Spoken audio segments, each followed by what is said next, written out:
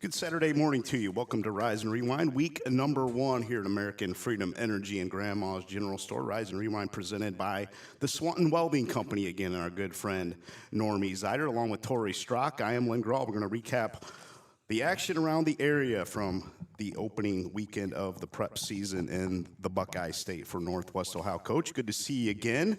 Good to see you, buddy. This is 3 days in a row. I'm getting a heavy dose of Lynn Groll. And last weekend, couple golf outings as well, so we've been together quite a bit here the last couple of weeks. Yes, we have, and your brother Andy has been a third wheel, one of my... He's been running our camera at our GameCast this season. Yep. He might be my favorite Groll. He might be? I'm just putting that out there. That hurts, Coach. That hurts a little bit. You can make up some ground, but it's hard to do. He's a good dude. Had some Thursday affairs around Northwest Ohio and the state this week, and a bunch more action a night ago. Any early thoughts before we get into our recap? Surprises? Swanton ended their long losing streak of 37 in a row with the overtime victory over North Central last night. Congratulations to Matt Horn and the Bulldogs as they break that streak and start off the season 1-0. Yeah, I'm just tickled for the kids, Lynn. I really am, and it's been a long time coming for them.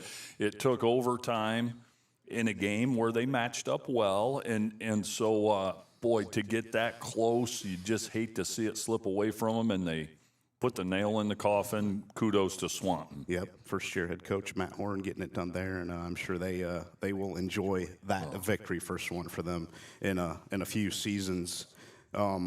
Salina St. Henry, maybe the game of the night from our coverage area, and our thoughts and prayers are with Salina quarterback Parker Wink. Don't know all the details of his injury, but from what we have heard, sounded like a pretty significant injury, and we wish Salina and Parker and the Salina Bulldogs the best going forward.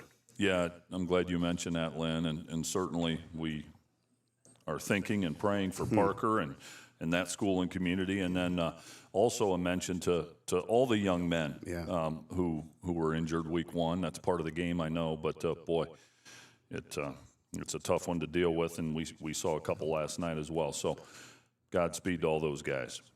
Just got a message from our good friend Derek Fries. He's headed to Athens to move his daughter in, and he has the show up in his vehicle this morning. Keep your eyes on the road, Derek, please. Coach, Mr. Freeze is flying high this morning. His son Emmerich had a big night. And we have to hand out our Napoleon Physical Therapy Peak Performance, as Kevin McCann and Ryan Crandall have stepped up to sponsor that. We will hand that out every Saturday morning on Rise and Rewind. And speaking of Mr. McCann and Mr. Crandall, they will be here on Monday night for our Week 2 podcast. So those two better be in their study hall this weekend, or we will bury them like we buried Coach Cromwell Week 1. It wasn't good for Coach Cromwell. No, and I think he realized that last night as he sent us a couple messages. But I think Ryan Crandall and Kevin McCann will have their I's dotted and T's crossed. Kevin's sharp. I think Ryan is too. We could be in a little bit of trouble. Yeah, Ryan's a little more soft-spoken than Kevin. Kevin a little more outspoken, so we'll see. We'll see how they mesh on our show. We will have those guys here on Monday. Gamecast next week will be down in St. Henry as Archbold goes to the Wally to play the Redskins, and St. Henry will have their antennas up. They're 0-1 after the loss to Salina, so they'll be ready to go.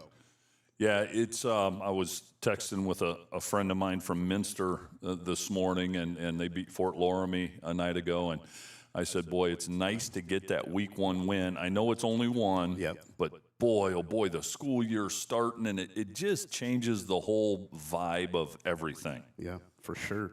A lot of close games around the area here in this first week. Another one that stood out to me, maybe the surprise of the whole opening week, was LCC and what they did to Shawnee, 51-20. Yeah, Thursday night. I don't Thursday night game in Lima. Yeah, I don't know that anyone saw that coming. Now the LCC players in that might have said, no, we expected to do that, and I get that, but I don't think the Shawnee Indians saw that coming, because just a year ago that was a nail biter down to the wire, and boy, I think that. I don't know, I always ask this question. I don't know if there's an answer. Does that say more about LCC or Shawnee? I mean, I think it says a lot about LCC. I do too. I have heard some rumblings down that way that a lot of folks think this LCC team is one of the better ones they've had in recent memory. And they've had some good ones. Yeah. Scott Pauldy had some really good teams. Yes. Week 4, they go to Columbus Grove and Clymer Stadium. 3 weeks. That'll be a big game. Oh, man. That'll be a hot ticket, won't it? That should be a fantastic game. Is probably for the NWC championship. Yeah, I mean, Early on, I know Grove has Bluffton down the road, and Bluffton's in that mix too, probably this season. yeah, boy, Clymer's a tough place to play, but boy, that'll be a fun one to follow. We'll get to the Columbus Grove recap. They also played on Thursday. Montpelier a victory on Thursday. Delphus St. John's, they were impressive in their victory over Lehman Catholic on Thursday. St. Mary's bounced back over Galleon. Minster, you mentioned. How about Parkway? Keenan Leasty with a victory in his opening debut against Brookville in that one. Defiance knocked off Napoleon 9-8, a game we had on our Gamecast a night ago. Van Wert continued their domination of Bryan. Clay with a big win over a different look Ballpark team that lost a lot. Perrysburg rolling again. Toledo Christian with the win. Fairview really poured it on. They had a big night from their new quarterback, replacing the great Z-Dyke there. Hopewell Loudon rolling over Lake. Just some of the other games I'm going through. Marion Local also impressive with their victory over Clay, and you mentioned Archibald and Genoa as well. We'll get to all those recaps as the show goes on. Yeah, Lynn, the Clay win over Wapak, and I know it's well documented, Wapak's losses to graduation, but I'm telling you, when you beat a tradition-rich program or you play a tradition-rich program like that, it's never easy. Yeah. It's never easy, and it wasn't last night, even at home, but Clay found a way to get it done, and that's a big start for Coach Pennington. Probably better to get Wapak early on in the season before Coach Moyer and that staff kind of figures out this new group and learns a little bit more about their. You can learn some things in the summer and the 7-on-7s and scrimmages, but not till the bullets start flying usually do you really learn about your group in the hitting starts. Yeah, that's true, and there could have been somebody that emerged last night that maybe wasn't on the radar during the summer and scrimmage season, and all of a sudden that new face makes an impact in the coming weeks. We're going to take a break here from our sponsor, the Swanton Welding Company, and then get into the breakdowns of Week 1 action around Northwest Ohio. The biggest wins don't happen by accident. They happen because of the team behind them. At Swanton Welding, we know what it takes to bring big ideas to life. With decades of experience in structural steel and custom metal fabrication, our team has the skills and capabilities to deliver. Metal is what we fabricate. Confidence is what we deliver. Swanton Welding.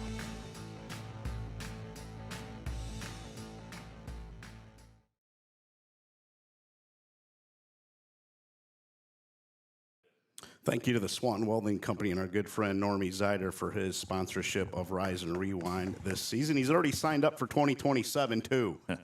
So if you want to sponsor Rise and Rewind, you're too late for 2027. Swanton Welding has that locked down. Yeah, Normie Zeider likes to lock in deals long-term, and he likes to lock them in early. There's not a bunch of haggling like these players that hold out and things like that. Normie sits down at the table, and normally that deal is sealed with a handshake. Yes, it is. There isn't a thick contract and attorneys involved. Yep, thank you to our good friend Norm Zeider for the continued support. He has been here since the very beginning in 2019 with Black Swamp Football, also the sponsor of our Iron Man of the game, and we handed out 2 of those this week with a Thursday and Friday game. Our Iron Man will get a T-shirt this season again. You know, Lynn, Swanton Welding has always adhered to a high standard, right? And starting with George Kern and then Norm's father, Norm Sr., and now passing it on to Normie. The standard's always been high. And Norm likes to sponsor these things, and he sponsors things people have never heard of behind the scenes, and that's how they want it. But Norm always appreciates the programs because we live in changing times as far as, what we're willing to tolerate and coaches pushing kids and things like that, being demanding.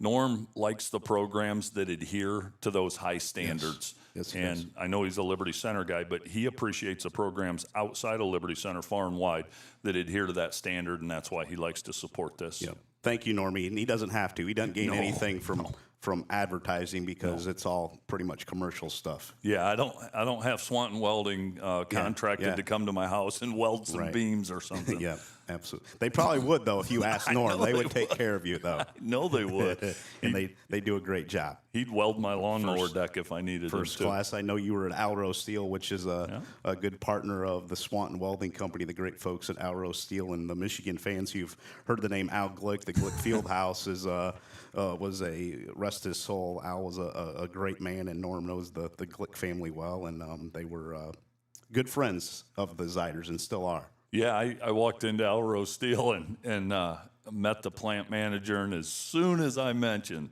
Normie Zider, his eyes got as big as saucers, and we had a nice little talk, and he walked away, and he said, I'm going to call Norm right now. So Good stuff. Going to start on Thursday with our recaps. Going to go down to Clymer Stadium in Putnam County in Columbus Grove, 42-12 over Pandora Gilboa. The Rockets have had kind of a knack for surprising the Bulldogs a couple times here in the last 3 years, and it was close at the half, 14-6, and then the Bulldogs poured it on in the third stanza with 21 third-quarter tallies to pull away from their rival in Putnam County. Grove posted 354 yards, including 300 yards rushing, and limited the Rockets to 200. Brody McClure, 89 yards rushing and one score for Grove. Ryan Paulty, the freshman son of new offensive coordinator Scott Paulty, ran for 61 yards on 9 keepers. Gavin Baxter added 72 yards on 5 lugs.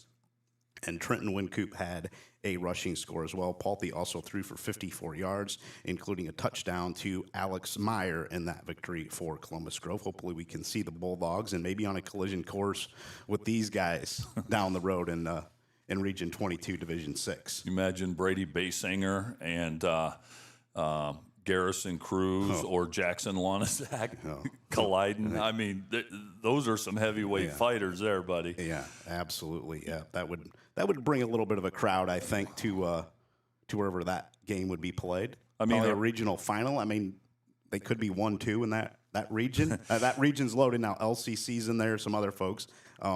Yeah. Just foreshadowing maybe what could be. Yeah, you think of blue-collar, tough football towns and obviously Liberty Center, and you think of Cary, at least I do. Right, sure. And Columbus Grove, but boy, you talk about 2 blue-collar programs locking horns if that happened. Yeah.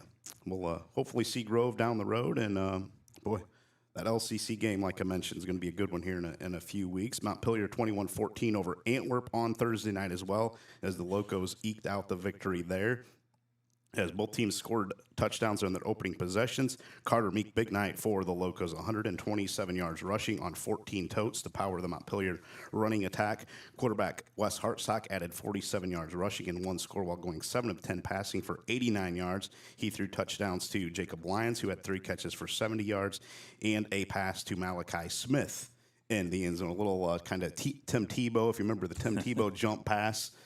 West didn't have much running room and found Malachi at the last second, and it was a short 5-yard TD that proved to be the difference in that one. Is Antwerp, Ryder Hines, impressive at quarterback for them. It was kind of the quarterback show in the running game. Yeah, and I was telling some folks at work Friday morning, Lynn, how impressed I was with Wesley Hartsock of Montpelier, and I think sometimes our smaller schools that maybe aren't in the NWAL or the MAC or the WBL kind of get overshadowed sometimes. But Wesley Hartsock's as good an athlete as you're going to see. He's a big kid, too. He's a big kid, and he comes up from his free safety position, and he'll lay the smack on you. Right, yeah. Nice win for Andy Robinson and Montpelier as they move forward. He's got some numbers in that program, and he's starting to get some skill going. Yep. They have some kids that haven't normally played football. He's got them playing football that could make a difference. And I know from talking to him, their depth and their numbers for a Division VII school and a small school like that is starting to rise. Yep. And he's a lot to do with that. Joe Briggle does a great job as AD. Yep. They have great administration there. Yep. And it comes, Todd Teakin, our good friend Todd Teakin up at Whiteford, the first thing he always touches on when you talk about building a program is administration. Mike Bum. Oh, my goodness. Travis Leasty, who was at Antwerp as well, is there. They have good people. You win with good people. You win with people. And so kudos to Coach Robinson, because so many programs that are, they're maybe getting close to turning the corner and they have coaching turnover. It's a coaching carousel and the kids are in limbo, and you can't ever build anything if it's a revolving door. Coach Rob has been a mainstay there. Hats off to him, and good for the kids. And I'll tell you this, we've covered Montpelier a couple times. I mean, I was there 4 years. The first ever Gamecast we did, I was at Montpelier, and they look different now. Yeah. They just look different getting off the bus, and hopefully a sign of things to come. Yeah, I know my brother was running our camera that night, and he walked in, and he said something about Montpelier looks the part. They do. Was kind of his first impression. They do, and I'm tickled for them. Yeah, nice win for Montpelier in week one. Leipzig also rolled in week one down in Tiffin at Tiffin Calvert, 40-3 for the Vikings as they cruised with a big offensive and defensive night. Marquise Williams made 6 catches, 163 yards to help the Vikings to victory.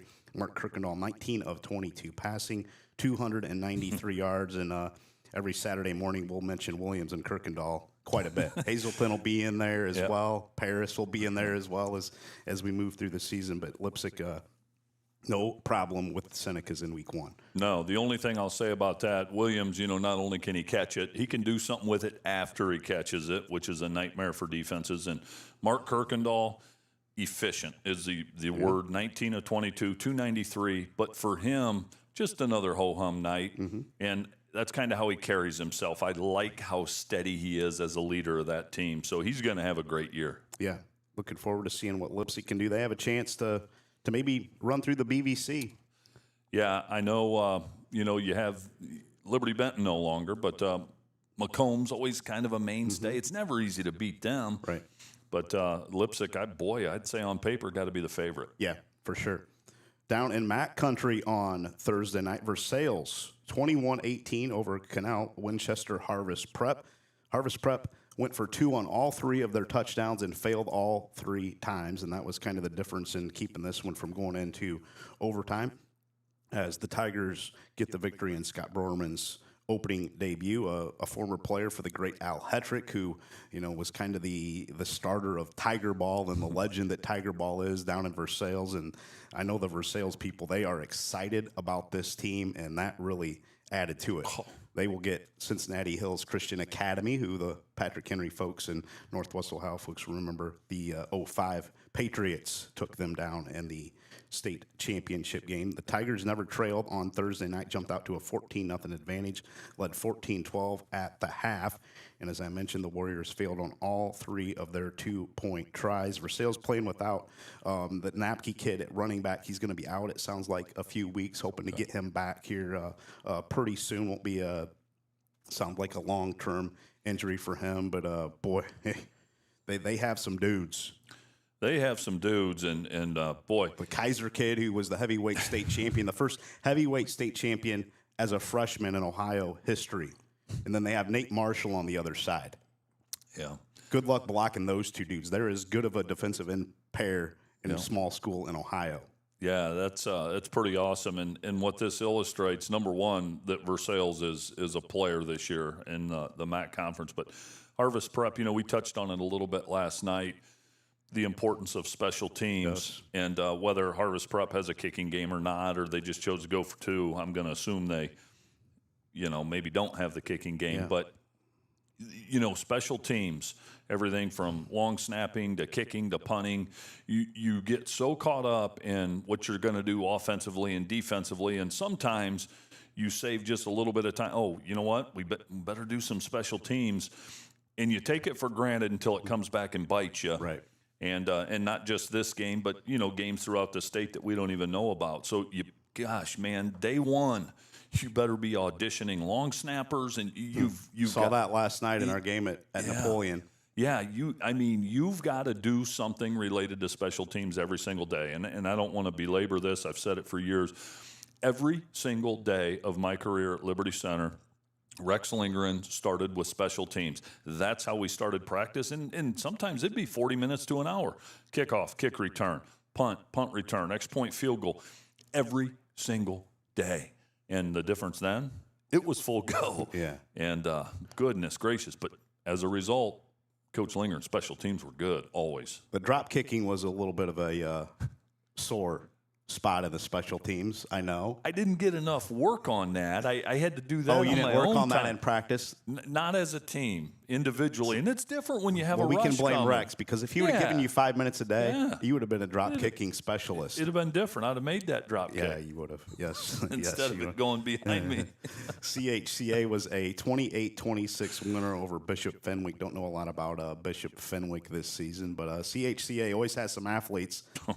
See if those farm boys of Versailles can take care of business again in week 2, and move on from there. Versailles starts MAC play in 2 weeks at St. Henry. So the Redskins and Coach Whirling, ooh, Oh, my goodness. they start off 0-1 against Salina. They have Archbold coming to town, and then Versailles, and it doesn't get any easier. The next week, they go to Anna, and you saw what Anna did week 1. Anna is going to be really good. The MAC is going to be fun to watch this season. Yeah, it is. And it's almost like kind of like the SEC. I know people don't like that, but the SEC top to bottom is ridiculous. And every week it's like marquee matchups. And, some of these schedules you look at and you automatically go, they're going to start 4-0. They're going to start 4-0. You look at St. Henry's schedule. They could be 0-4 real quick. They get Parkway, maybe an easier 1-4 with them. Then they have Marion Local coming to town September 25th. And they're defending state champions, and they could Yeah. start out, behind the 8 ball. It's just that's the nature of the beast down there. I'm going to hot take week 1 here for you. I do not think the MAC champion goes unscathed this season. If somebody goes 8-0 in the MAC this year, I'd be shocked. I just don't think it can happen. You're on to something there. I think there isn't that clear cut, No. is there? I mean, you throw St. Henry in there, Marion Local, obviously. Anna is going to be really good. Versailles is going to be really good. Coldwater is going to be really good. Minster, New Bremen, Fort Recovery in year 2 with West Winning. I mean, I wouldn't be surprised if West Winning and Fort Recovery beats anybody this season. Isn't that? And they may not finish in the top 3, but if you have an off night, kind of like the old NWL in the 80s and 90s, you have an off night and the last place team has a good night, you're in a dogfight. It's not like that anymore. No. But how many conferences can you say that about? I don't know if you can say it about any other And one. Delphus St. John's was impressive. Christian Young had a big rushing night. I mean, any other league, he's a 1,500-yard back, and we'll get into Delphus St. John's here in a little bit. We'll see what Parkway can do. Yeah. New coach there. I mean, you Keenan know what? Leakdian. It got off on the right foot. Yeah. Doggone, there's a lot of coaches not able to win that opener. We'll get there. into the MAC a little bit more as the show goes on. LCC, the impressive victory of 51-30 over Lima Shawnee. 7 turnovers for Coach Bob Olin in his first game with the Indians. The Thunderbirds dominated, jumped out to a 21-0 lead in the first 9 minutes of that one. LCC led for all but 40 seconds as they scored early and then rolled it on. Jackson White caught a 46-yard touchdown from Brady Parker. Carter Lester had 3 rushing scores and returned an interception for a 70-yard touchdown to lead the way for the T-Birds. Parker was 12 of 20 passing for 263 yards, 2 scores. Michael Quatman had 7 snags, 176 yards. Shawnee had 5 turnovers in the first half alone as LCC showing that they're going to be the real deal this year. Well, they are, and you tip your cap to LCC. My question, I was digging for it, Lynn. I think you have it up. Who's Shawnee have next week? I don't know if you have. I don't. Joe up there. I do here. If you can get it before me, I'd go right ahead. It'll be in WBL as the WBL gets going in week 2. Okay. All right. Shawnee has Kenton, Elida, Bath. Okay. So they have a schedule where, they're not looking Van Wert, Wapak, St. Mary's in the eye. So my point is, new coach. Anytime you have a new coach, there's some growing pains and some, getting to know each other and things like that. How will Shawnee respond to that? Because they didn't just get beat. I mean, they got beat up. And how are they going to respond going forward? Agreed. Also on Thursday night, Delphus St. John's 40-6 over Lehman Catholic. Lehman Catholic actually scored first, and then the Blue Jays score the final 40 points in that romp. Held Lehman Catholic to 97 yards on 37 plays. Nick Gagne had an interception for the St. John's defense. Christian Young, as I mentioned, 5 touchdowns on opening night to pace St. John's. He ran for 189 yards on just 14 attempts. Now, we have a peak performance. Keep some of these, write these down here, Coach, so you don't forget. We have a lot of recaps. 14 attempts. Braden Lindemann caught 2 passes for 87 yards, including a touchdown. Lehman Catholic was 10-2 a year ago. Now, they graduated a lot. I don't think they had their quarterback from what I heard on Thursday night as well, but no problem for Delphos St. John's as they roll to the 40-6 victory over there, and Coach Schulte and crew off to a nice start. Yeah, I mean, what can you say? I mean, they turned the tables on a big deficit a year ago. Mm-hmm. And Lynn, I want you got me thinking. You said the MAC champion would not be undefeated, and I think that's a pretty good prediction. Will the Western Buckeye League champ be? No, I don't think they will either. That's another one where I think I was looking at Shawnee's schedule, and I'm going, any of these teams, there's 4 or 5 teams that could maybe rise to the top of that league. Absolutely agree. Also on Thursday night, don't have any stats from this one. St. John's Jesuit 44, and Scott was 8 as Joe Horn and the Titans start the season with a victory. You know, Dick Cromwell watched St. John's Jesuit scrimmage, and he was very impressed with what Joe Horn's building there. Yeah, he did say that. Yeah. In our week 1 podcast, going to take a break for some more commercials and come back and talk about our Friday night games. Attention high school seniors. Are you ready to build your future? Join the Gherkin Companies, a leader in road construction and material supply. Whether you're a hands-on person or love working behind the scenes, we have a place for you. At Gherkin, we don't just construct roads, we create lasting careers. Enjoy outstanding benefits, ongoing training, and a workplace that feels like family. Visit gherkincompanies.com/careers and start shaping your future today. KK Collision is a leader in the auto repair industry that has been servicing Northwest Ohio's auto needs for over 27 years. We offer a fast and reliable repair option that stands above the competition. When your vehicle enters our facility, you can be assured that you have chosen the most technologically advanced repair facility in the area. KK Collision is an automotive body and mechanical shop, as well as both a light and heavy-duty towing service located in Liberty Center. Our towing services cover Northwest Ohio and the surrounding area 24 hours a day. Are you in need of a repair estimate? Visit us anytime during business hours for a free estimate at T556 Ohio 109 on the north side of Liberty Center, or call 888-533-7801 or visit our website at kkcollision.com.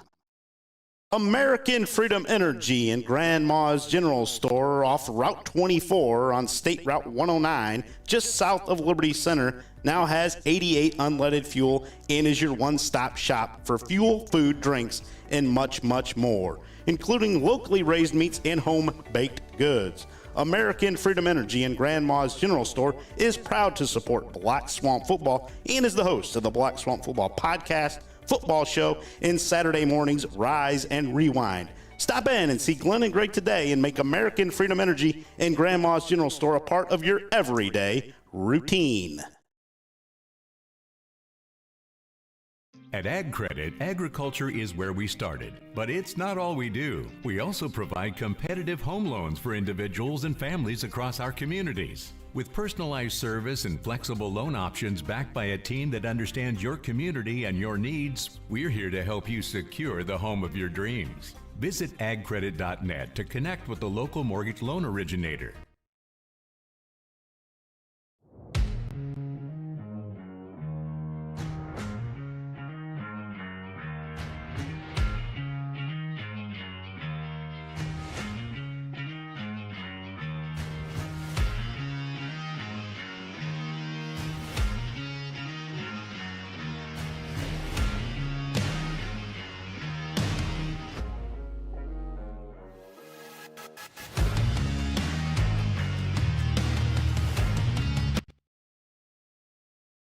Welcome to Sattler Family Meats, located in Napoleon, Ohio.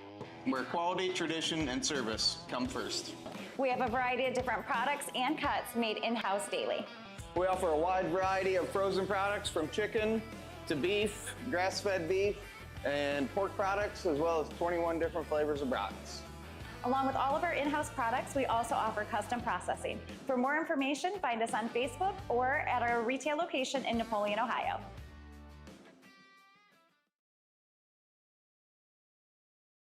This is 18-hole par 72 White Pines Golf Course.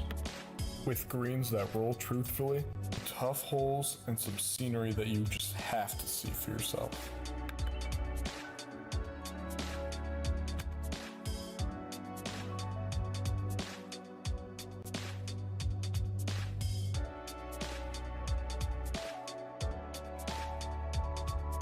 Tee times available throughout the fall. Call and book today.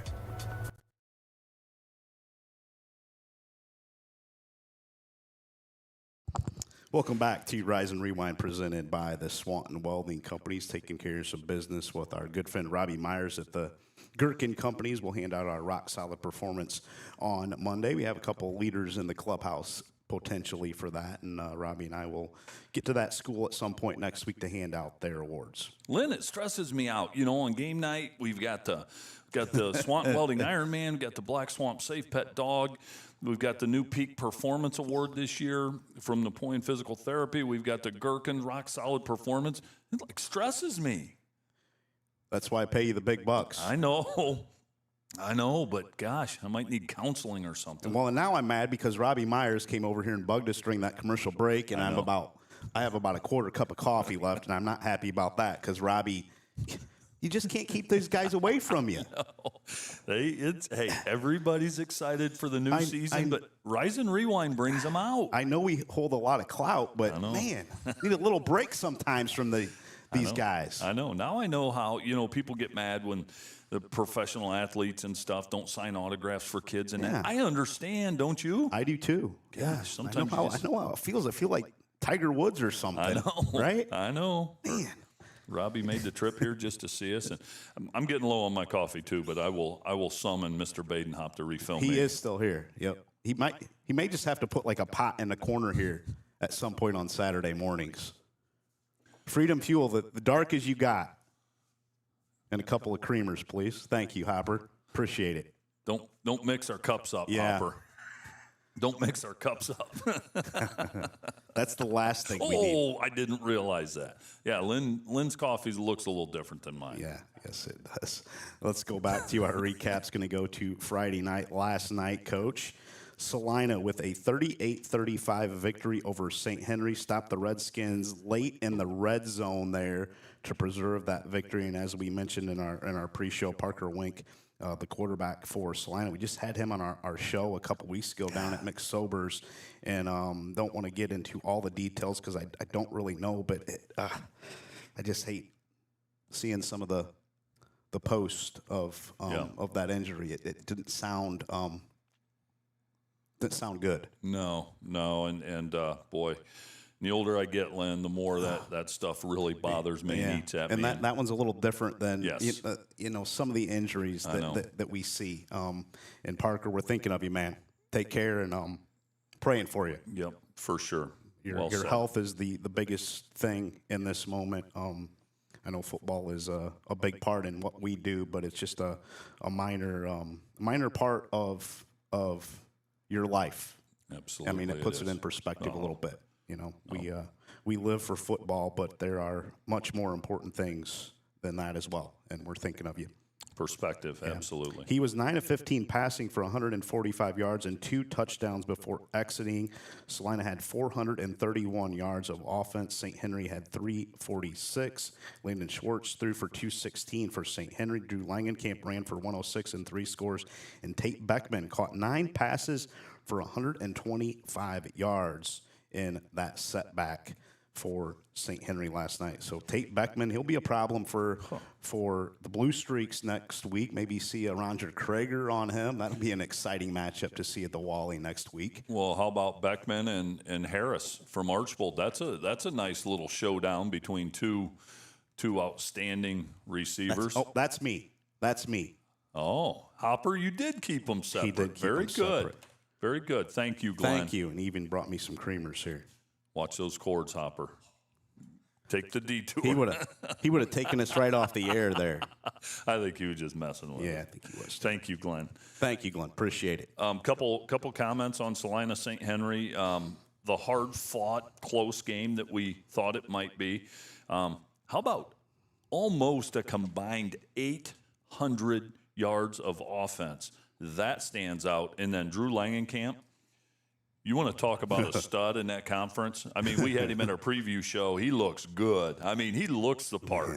Yeah. And 3 touchdowns. And I'm going to just guess without seeing defensive numbers, he was all over the place on defense, too, based on I guarantee it. Yeah, based on some things I saw last night. Drew's the kind of kid that you think back to about 1984. That back then he would add that big neck roll on and just blasting dudes. He's got that big old blockhead.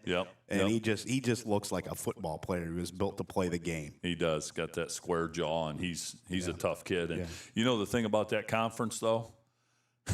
There's a lot of those kids. Everybody's got about 10 of them. Everybody's got them. Yeah. And every team that would come up and talk to us, I'd look at these kids going, holy cow, these guys look good. Then the next team, wow, they look good too. They look different, don't they, They down look there? different. They do. Yeah, they got some good genes. Yeah, they do. Congratulations to Salina. Another team, rock solid performance. Could be in that discussion. No, they're on my list. There's no question for consideration. That's a big opening win, man. Is it? Yes, for sure it is. Who does Salina have coming up here in week 2, Coach? If you can get that for me real quick as we get into before we get into the St. Mary's and Galleon matchup. I'll tell you what. We got Walpock, huh? And then on the heels of Walpock, St. Mary's, and then Van Wert. So, whew. Well, if you can win those 2, you're in the driver's seat probably of the. And then you have Van Wert.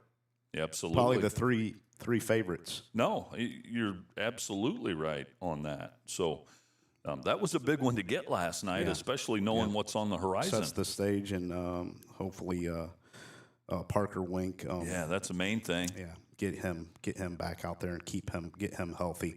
Also on Friday night, last night, St. Mary's avenged the loss to Galleon a year ago, 36-12.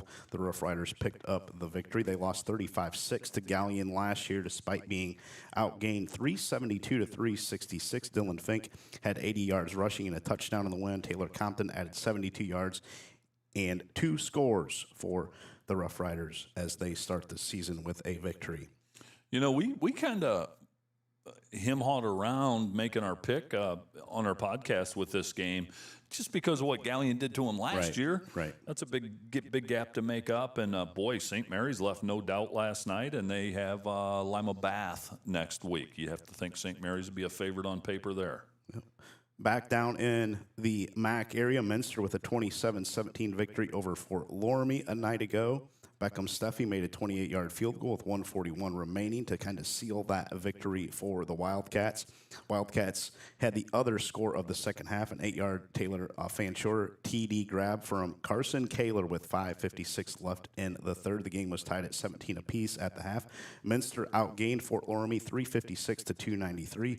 Fanchor had a big night rushing, 128 yards. Kaler was 18 of 22 passing, 168 yards. He found Tyler Bergman 6 times for 168 yards and 2 TDs in that one. Yeah, Minster has Crestview next week, so you got to like Minster there on paper, and I know the folks. You know, when you play in the MAC, those non-league games are like gold. I mean, they're precious. You've got to have them because you can be really, really good and be lucky to be 500 in that league schedule. Some games that we got late into the night. A night ago was Delta 48-0 over Ayersville as they held the Pilots to 54 yards on 41 plays, including -4 yards rushing. Oh, jeez, so Panthers got it done. Marcus Nagel had 117 yards on 11 totes, 2 scores to power Delta. His little brother Mason also punched it into the end zone for Delta. Vinny Martinez, 4 catches, 65 yards and a touchdown from Emmerich Fries, who also returned an interception for a score. Meanwhile, the Panthers had 307 yards rushing in that one as they absolutely destroyed the the Pilots at Craig McCord Field. Eastwood 28-20 over Kenton. Braden Ludhart set a new school record with 27 completions, and Cam Shoemaker set a school record with 13 receptions to lift Eastwood over Kenton. Ludhart threw for 274 yards on 35 attempts. He connected on 3 touchdown tosses. Shoemaker had 155 yards and 2 scores on those 13 grabs. Mason Chaffee had the other receiving score for the Eagles. Now, they ran the wing tee for decades with Coach Rutherford there at Eastwood. So when they start throwing it around, the school records are going to fall quite a bit as Sam Cotterman has went to the spread there. But a nice win for Eastwood over Kenton, 28-20 last night. Central Catholic, no problem with Trotwood Madison. That one was close for a little bit, but Coach Dempsey and his crew get a 27-9 victory over the Rams. The Irish had 253 yards and limited Trotwood Madison to 173. Jeremiah Fuller, again, carrying the load for that Central offense, 118 yards on 14 lugs. He scored 1 touchdown. Central quarterback Lincoln Sellers threw for 119 yards and 2 scores. Transfer in from the Wolverine State for Greg Dempsey, and I know they're excited about having Lincoln play some quarterback this season. Yeah, I mean, what can you say? The beat goes on for the Irish. Yeah, they have a rough early season schedule. Who do the Irish have coming up here in week number 2? Now, the Irish moving up to Division 2 this season from Division 3, and boy, Division 2 is loaded with some really, really good programs. Avon, of course, Bishop Watterson, Portage, Central Michigan. Now, Michigan schools do not start their season until this following week. Then they have a trip to Walsh Jesuit. They play St. Francis de Sales at the Glass Bowl, St. John's Jesuit, Lumen Christi, who's going to be good. Those are the 2 that are, and then actually those 3, Lumen Christi, Detroit Catholic Central, Birmingham Brother Lice, and Orchard Lake St. Mary is always good, and Warren De La Salle. So the back half of the schedule this season loaded for Greg Dempsey and crew. Lynn, I was looking at the Central Catholic team photo on one of the social media outlets this week. Holy smoke. I mean, they'd lock horns with some Division III football programs and probably beat a handful of them. Yeah. I'm not kidding. Right. They're just different. Yeah. Goodness gracious. No doubt about that. Back to the Friday night recaps down in Mac Country. Keenan Leakey won in his debut for Parkway as they knocked off Brookville 27-14, snapping an 18-game losing streak for the Parkway Panthers. Carpenter had 15 tackles, a fumble recovery, and a 33-yard touchdown catch to pace Parkway in that one. Isaac Beveridge hauled in 3 passes for 91 yards and returned an interception, 65 yards for a score. Brookville had 261 yards to 150 for Parkway in that one. So had a bigger offensive output, but it was Parkway picking up the win and ending their losing streak. Yeah, and hats off to them for finding a way to win when statistically maybe they weren't up to snuff with the opposition. But looking at Parkway's schedule, they're 1-0, and they have Delphus Jefferson week 2, and Jefferson won Friday night. But that's a game Parkway's going to compete in. Yeah, you got to believe. No doubt about it. Yeah. Going back to that Versailles game, I just got a couple pictures of their quarterback and their offensive tackle for Harvest Prep. Boy, they got some. Their quarterback, Colin Boff, is headed to BG. He is a big boy, and then there's their offensive tackle. He looks like the guy from The Blind Side, Michael Orr. Jeez. I mean, he's a big dude. Big dude, yeah. Holy God. Nate Marshall and Kaiser, they had their hands full, but they got the job done on Friday night in that matchup. Yeah, when you're a heavyweight wrestler, you see guys like that all the time, Right. There can be a big weight discrepancy in that weight class. Yeah, our game cast from a night ago, Defiance and Napoleon, it was the Bulldogs pulling out a 9-8 victory. The Wildcats dropped the snap on the potential game-tying PAT in the closing minutes, and Defiance held on to defeat Napoleon for the 5th time in the last 6 years. The Bulldogs also won by 1 point last year in Steve Rittenauer's debut at his alma mater, and Napoleon won a 1-point tussle 2 years ago at the Buck. My goodness, this game has been tight recently, and it's been that way forever. It's usually a pretty evenly matched, close game. Napoleon outgained Defiance by nearly 150 yards in that second half as they really dominated that second half. But the big play, Reed Rollison and Jack Foster with that big pass when Defiance needed it kind of late in the game. You wanted them to run it. I did. But I did. Joe Keewan and Crew said, we're going to get it to 5. Yeah. And Reed made a big catch. Foster with a nice throw, and that kind of set the stage for Defiance to really run the clock down. The Wildcats played without starter running back Hayden Groll for much of the second half due to an injury. If you recall, a year ago, we replaced George Eggers and then set a new school record with what he did in the rushing department. Both teams scored safeties on muffed punt snaps in that one. Reed Rollison, 94-yard touchdown in the first half from Jack Foster. A perfect throw from Foster on that one, and Reed went tiptoeing down the sideline and scored. Napoleon scored on a 1-yard Kelby Parsons sneak. The Wildcats had 289 yards to 239 for Defiance. Rollison led the way for the Bulldogs. 5 catches, 167 yards. Blake Ryman had 100 yards rushing for Napoleon. Parsons had 86, and Groll had 75 on 9 totes before he exited that one. But Defiance picks up the victory in that one, and you could maybe say Napoleon played a better second half, but a lot of times the team that kind of visually that looks like they played a better game doesn't win that game for whatever reason it is. I know, and Defiance's defense was outstanding. Yes, they were. Outstanding much of the night. Napoleon just had that one drive. Yep, and that's true. And that throw to Rollinson in the fourth quarter that I don't. All but sealed it, I guess, right? Yeah, really backed Napoleon up for they didn't have much time. Right. A little over 2 minutes, I believe. No at that time. timeouts. No timeouts, yeah. And Napoleon hadn't been able to really throw it all night. No, they hadn't. And speaking of the defense, that Defiance secondary last night was absolutely outstanding. But that throw to seal the game to Rollinson, that's you can't miss. You don't want to miss inside. You don't want to miss short. If you're going to miss, you miss outside and deep. And, boy, it was right on the money, so hats off to them.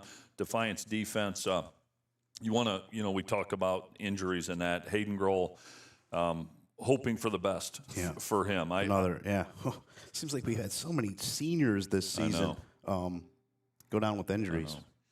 Yeah, and, I had a nice talk, Lynn, when we departed the press box last night. I was able to get a hold of Steve Rittenauer. And you did get to talk to Ritt, yeah. I did, and congratulated him because I know, what winning in that game means. And so Ritt's won, 2 in a row there, 1 point each time. That'll take years off your life. But the thing I'll say, I won't share everything, but they expected to win that game. And I know you always have to expect to win, but everybody wrote Defiance off after Liberty Center handled them in that scrimmage. I mean, that's all I heard about is, boy, Defiance is in for a long year. Well, pick a team that's going to go into Liberty Center and not look bad. I agree. There's some really good teams that are going to look bad over here. So that's not a fair barometer for the Bulldogs. And I was impressed. I know they had some penalties and things, holding and stuff like that, but overall, I thought they were really disciplined. Some things Napoleon tried to do offensively. Defiance did a nice job staying home, reading their keys, and had gap integrity and all those buzzwords and that. But that's a credit to Coach Rittenauer and his staff and the kids for executing the game plan. And Napoleon made some plays, too. It was one of those, Lynn, where if they kicked a field goal, I just felt like most of the game Napoleon had a little more firepower, even though it was a low-scoring game. And you felt like if Napoleon could get that tied, maybe they'd have an advantage. PAT, not field goal. Or PAT, yes, thank you. Just to clear up for those listening. Yeah. And so Defiance, though, they didn't make a ton of plays, but, boy, they made them when they counted. Yes. Yeah, Reed Rollison, a couple big ones at the right time for them. Just a sophomore. Boy, Defiance had some sophomores really shine last night. Yeah, that game's going to be a doozy in a couple of years if those sophomores continue to play. Oh, Napoleon's got a slew of sophomores that were all over the place last night. And, a lot of kids on both sides seeing their first action. A couple of the Defiance sophomores played as freshmen. Napoleon's didn't. But, boy, that's going to be a fun matchup going forward. 30 for Defiance, the Schultz kid. Yes. I'm telling you, he's tough. Yeah. He's tough. He plays about 20 pounds heavier than he is. You're going to play linebacker and wear the 30 jersey. You better be pretty tough. You better. You better. That's the former jersey of Defiance great Tommy Ward on that incredible 1997 team. And boy, Tommy Ward he was an impact player. Yeah, I would say that's an understatement. And also want to, and I know you mentioned it with 100 yards rushing, but Blake Ryman for Napoleon in the absence of Hayden Groll. And he compliments Groll when Groll's in there too. But boy, Blake Ryman did a nice job carrying the load. Yes. He really did. Yep. Going to step away, come back, and talk about Springfield Clay, St. Francis Van Wert, and Otsego after these messages.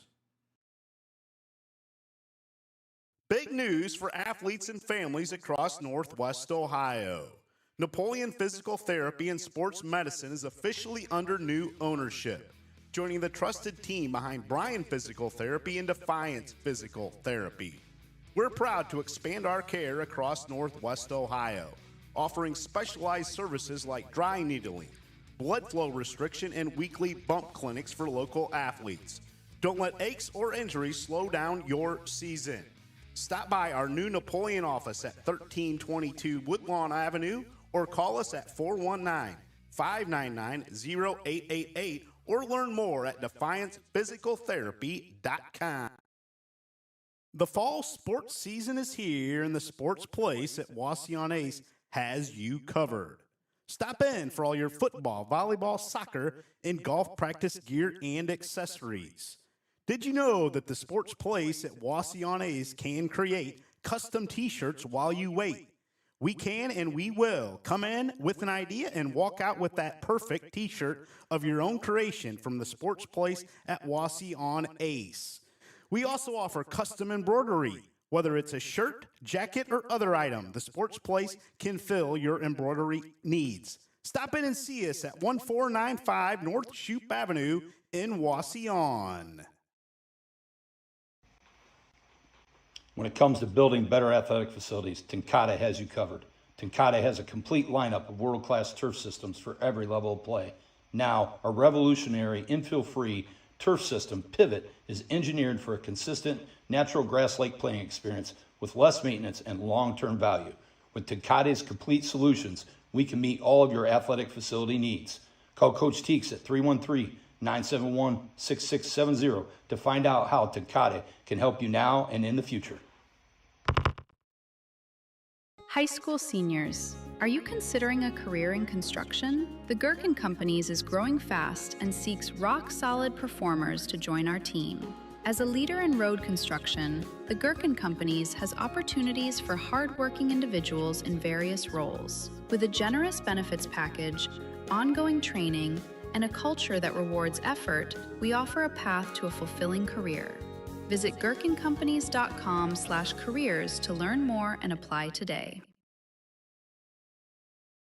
The biggest wins don't happen by accident. They happen because of the team behind them. At Swanton Welding, we know what it takes to bring big ideas to life. With decades of experience in structural steel and custom metal fabrication, our team has the skills and capabilities to deliver. Metal is what we fabricate. Confidence is what we deliver. Swanton Welding.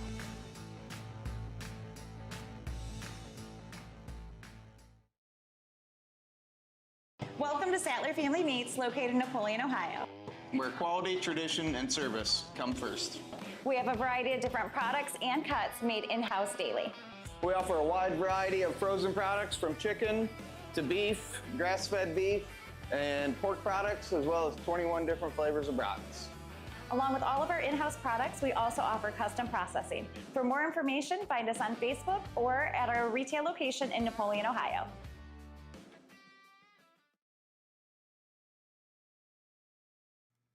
Thank you to all of our sponsors, Sattler Family Meats. It's that time of year to head on over there, just across from the fairgrounds in Napoleon, and pick up anything you need for the grill. They have it all.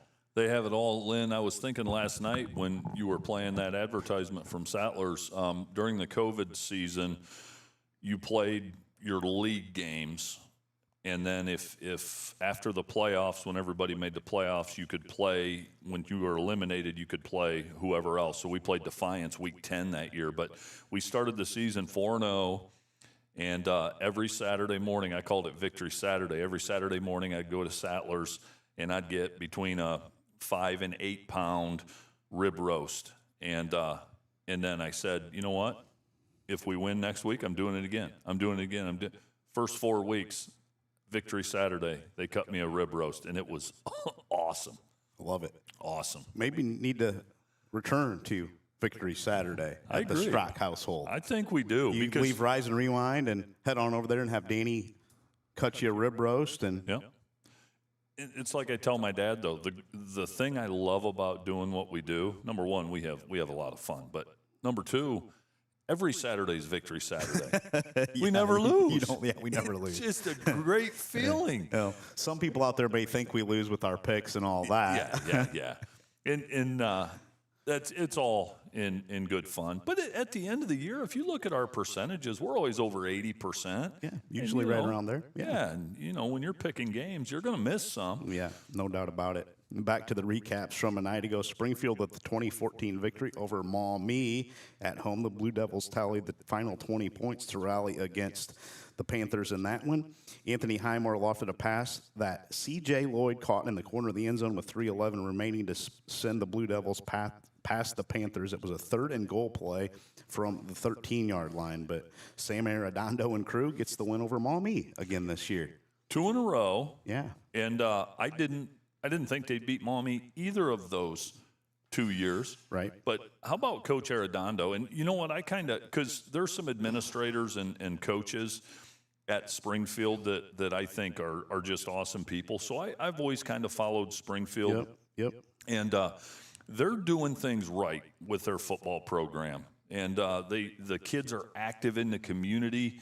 They really do a good job of promoting the program and things like that. So I'm as happy as can be for Springfield. And Maumee finds themselves in a situation they were in a year ago, getting ready to play Napoleon. Right. And both teams are 0-1, so their backs are against the wall. Yeah.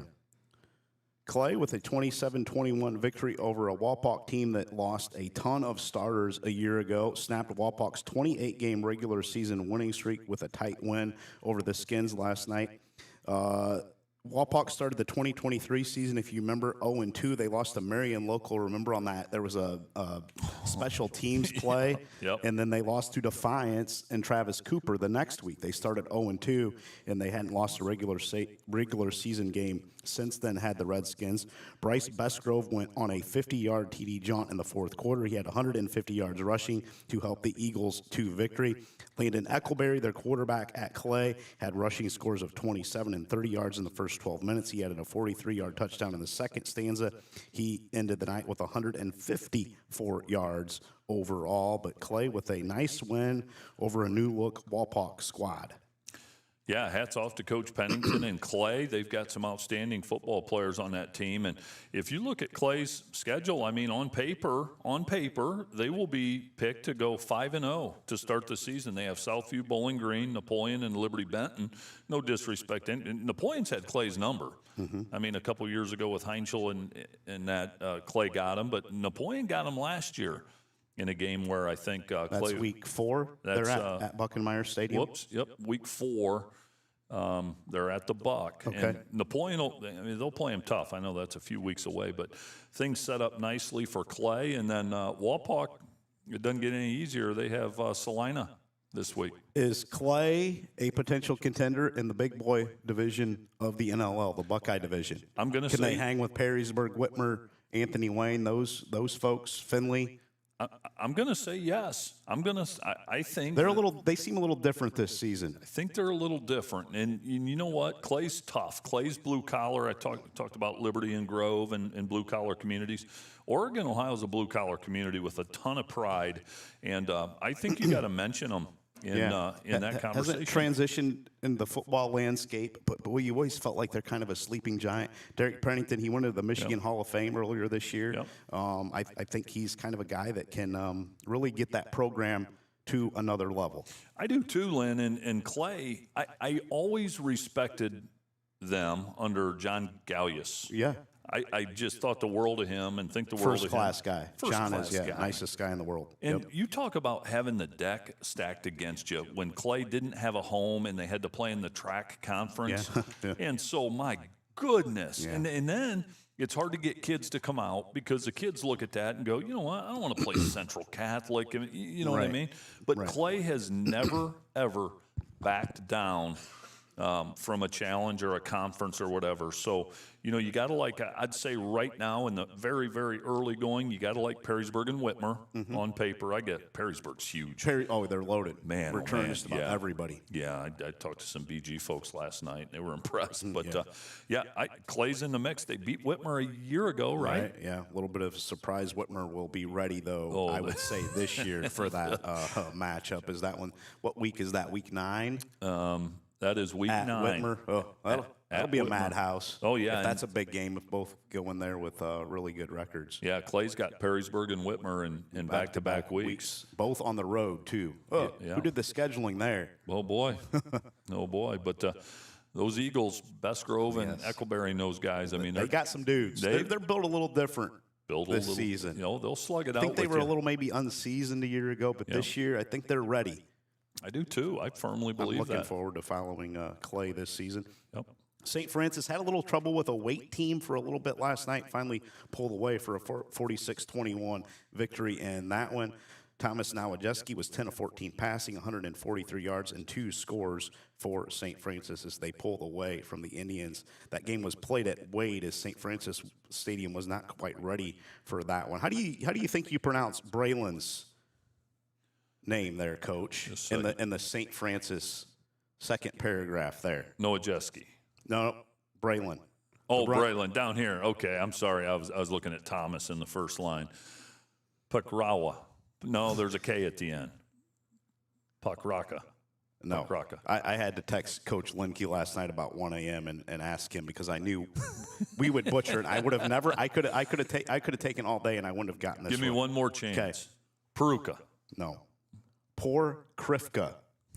I would have never got it. Poor Krifka. Yep.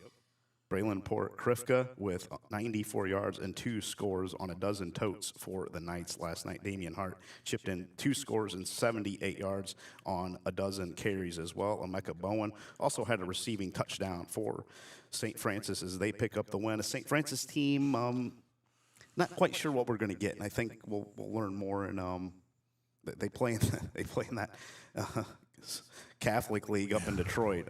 They're going to have to buckle them up and be ready, but a little bit of youth, maybe some growing pains this season for St. Francis. Yeah, you know, I always I always think of Central Catholic, St. John's, and St. Francis as like an arms race, you know, and trying to get an advantage on the other schools because they're similar, and and St. Francis has some outstanding facility upgrades coming, you know, and is that going to help? So you not only need to get kids to come to your school, but then like in colleges and everything else, you got to retain them. And retention is just as hard as getting kids to come through your doors. That's a tough challenge, but Coach Linke's the right man. Yes, he is. Van Wert, man, they continue their dominance of Bryan in the season opener, 41-6 at Eggers Stadium last night. All Cougars. Xavier Kelly, outstanding talent, and Van Wert's got dudes everywhere skill-wise this season. They're going to put up a ton of points, and they can play defense like they did a night ago against Bryan. Maybe the WBL champion if they can get their skill guys the ball. It just depends on their defense, I think. They're going to score points. They have all the offensive talent in the world, but can they slow teams down? A year ago, they struggled big time in the Western Buckeye League. But Xavier Kelly, 2 rushing scores. He caught 4 passes for 89 yards and 2 more scores. The Cougars have now won 9 in a row against Bryan. So, Lynn, the question becomes, because the in vogue thing to do, it seems to me, is when one team handles another team for a period of time in a rivalry, you just automatically drop them. We're seeing a lot of that. We're seeing a lot of it. And again, as a former coach, I know in media you got to tiptoe around in that. But this is one of those things where I don't love it. I mean, you know what? We played Kettering Alder and Akron St. Vincent St. Mary's and Liberty Center. You know, I knew when I agreed to that what I was agreeing to and things like that. And I just don't. When times get tough, don't you want to just see if you can raise the bar in your own program as opposed to saying, you know what, we're done playing them. We're going to go get somebody else. Now, I do not include Tenora in my sentiments there, and I'm going to tell you why. They locked horns with Liberty Center, 35 times? Yeah, 35 times. Go back to 1991. You know how many other teams would have stuck in a week one non-conference game that you're not bound by contract to play with Liberty Center for that many years? I tip my hat to Tenora. And so, you know what? They made the decision to go a different direction. You know what? They've earned that right to make that decision. But, boy, you know, a team whoops on you a few times and you get out of the... You go to this immediate area, small school football, Liberty Center is the class. Absolutely. I mean, nobody's really been in comparison. Right. You can go back to kind of the late 80s. I know they've had some years where they weren't maybe as dominant as they have been here the last several, but consistently it's been Liberty Center is the top dog as far as football programs go here in this part of the state. They do, and you know what?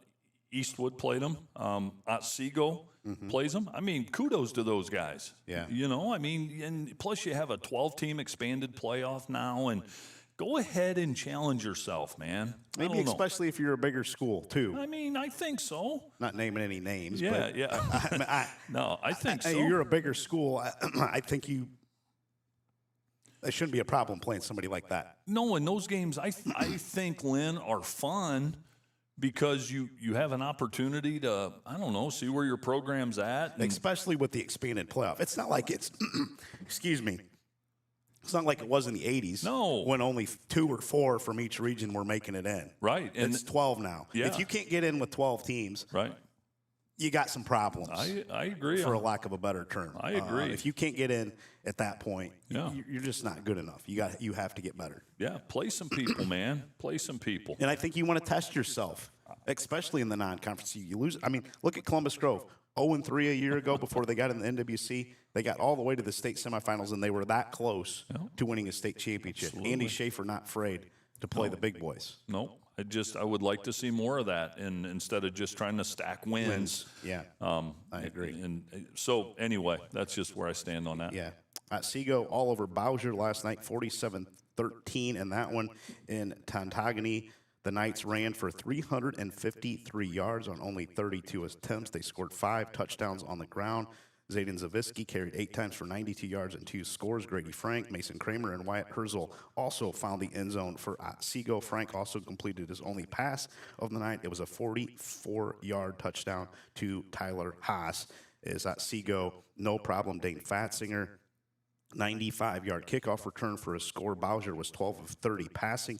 They threw 3 interceptions. They had just 46 yards on 12 rushing attempts. Bowser scored both of their touchdowns on fumble returns in that one. So Otsego, a dominant performance, no surprise there. Otsego, excited to see what the Knights can do this season, Coach, as if you can pull up their schedule there in D4. Curious who they have here the next couple of weeks. Yep. This is a group that Coach Rutherford and his father Jerry has spoken to us about. Those guys are now juniors. And we talked to Jerry Rutherford when those guys were freshmen. He got to coach them, and he said, this could be a special group. Yeah. We're going to find out what Otsego is made of here the next 4 or 5 weeks. Oh, boy. At Tenora. Tenora will be hungry to get back on track after that loss to Liberty Center a night ago.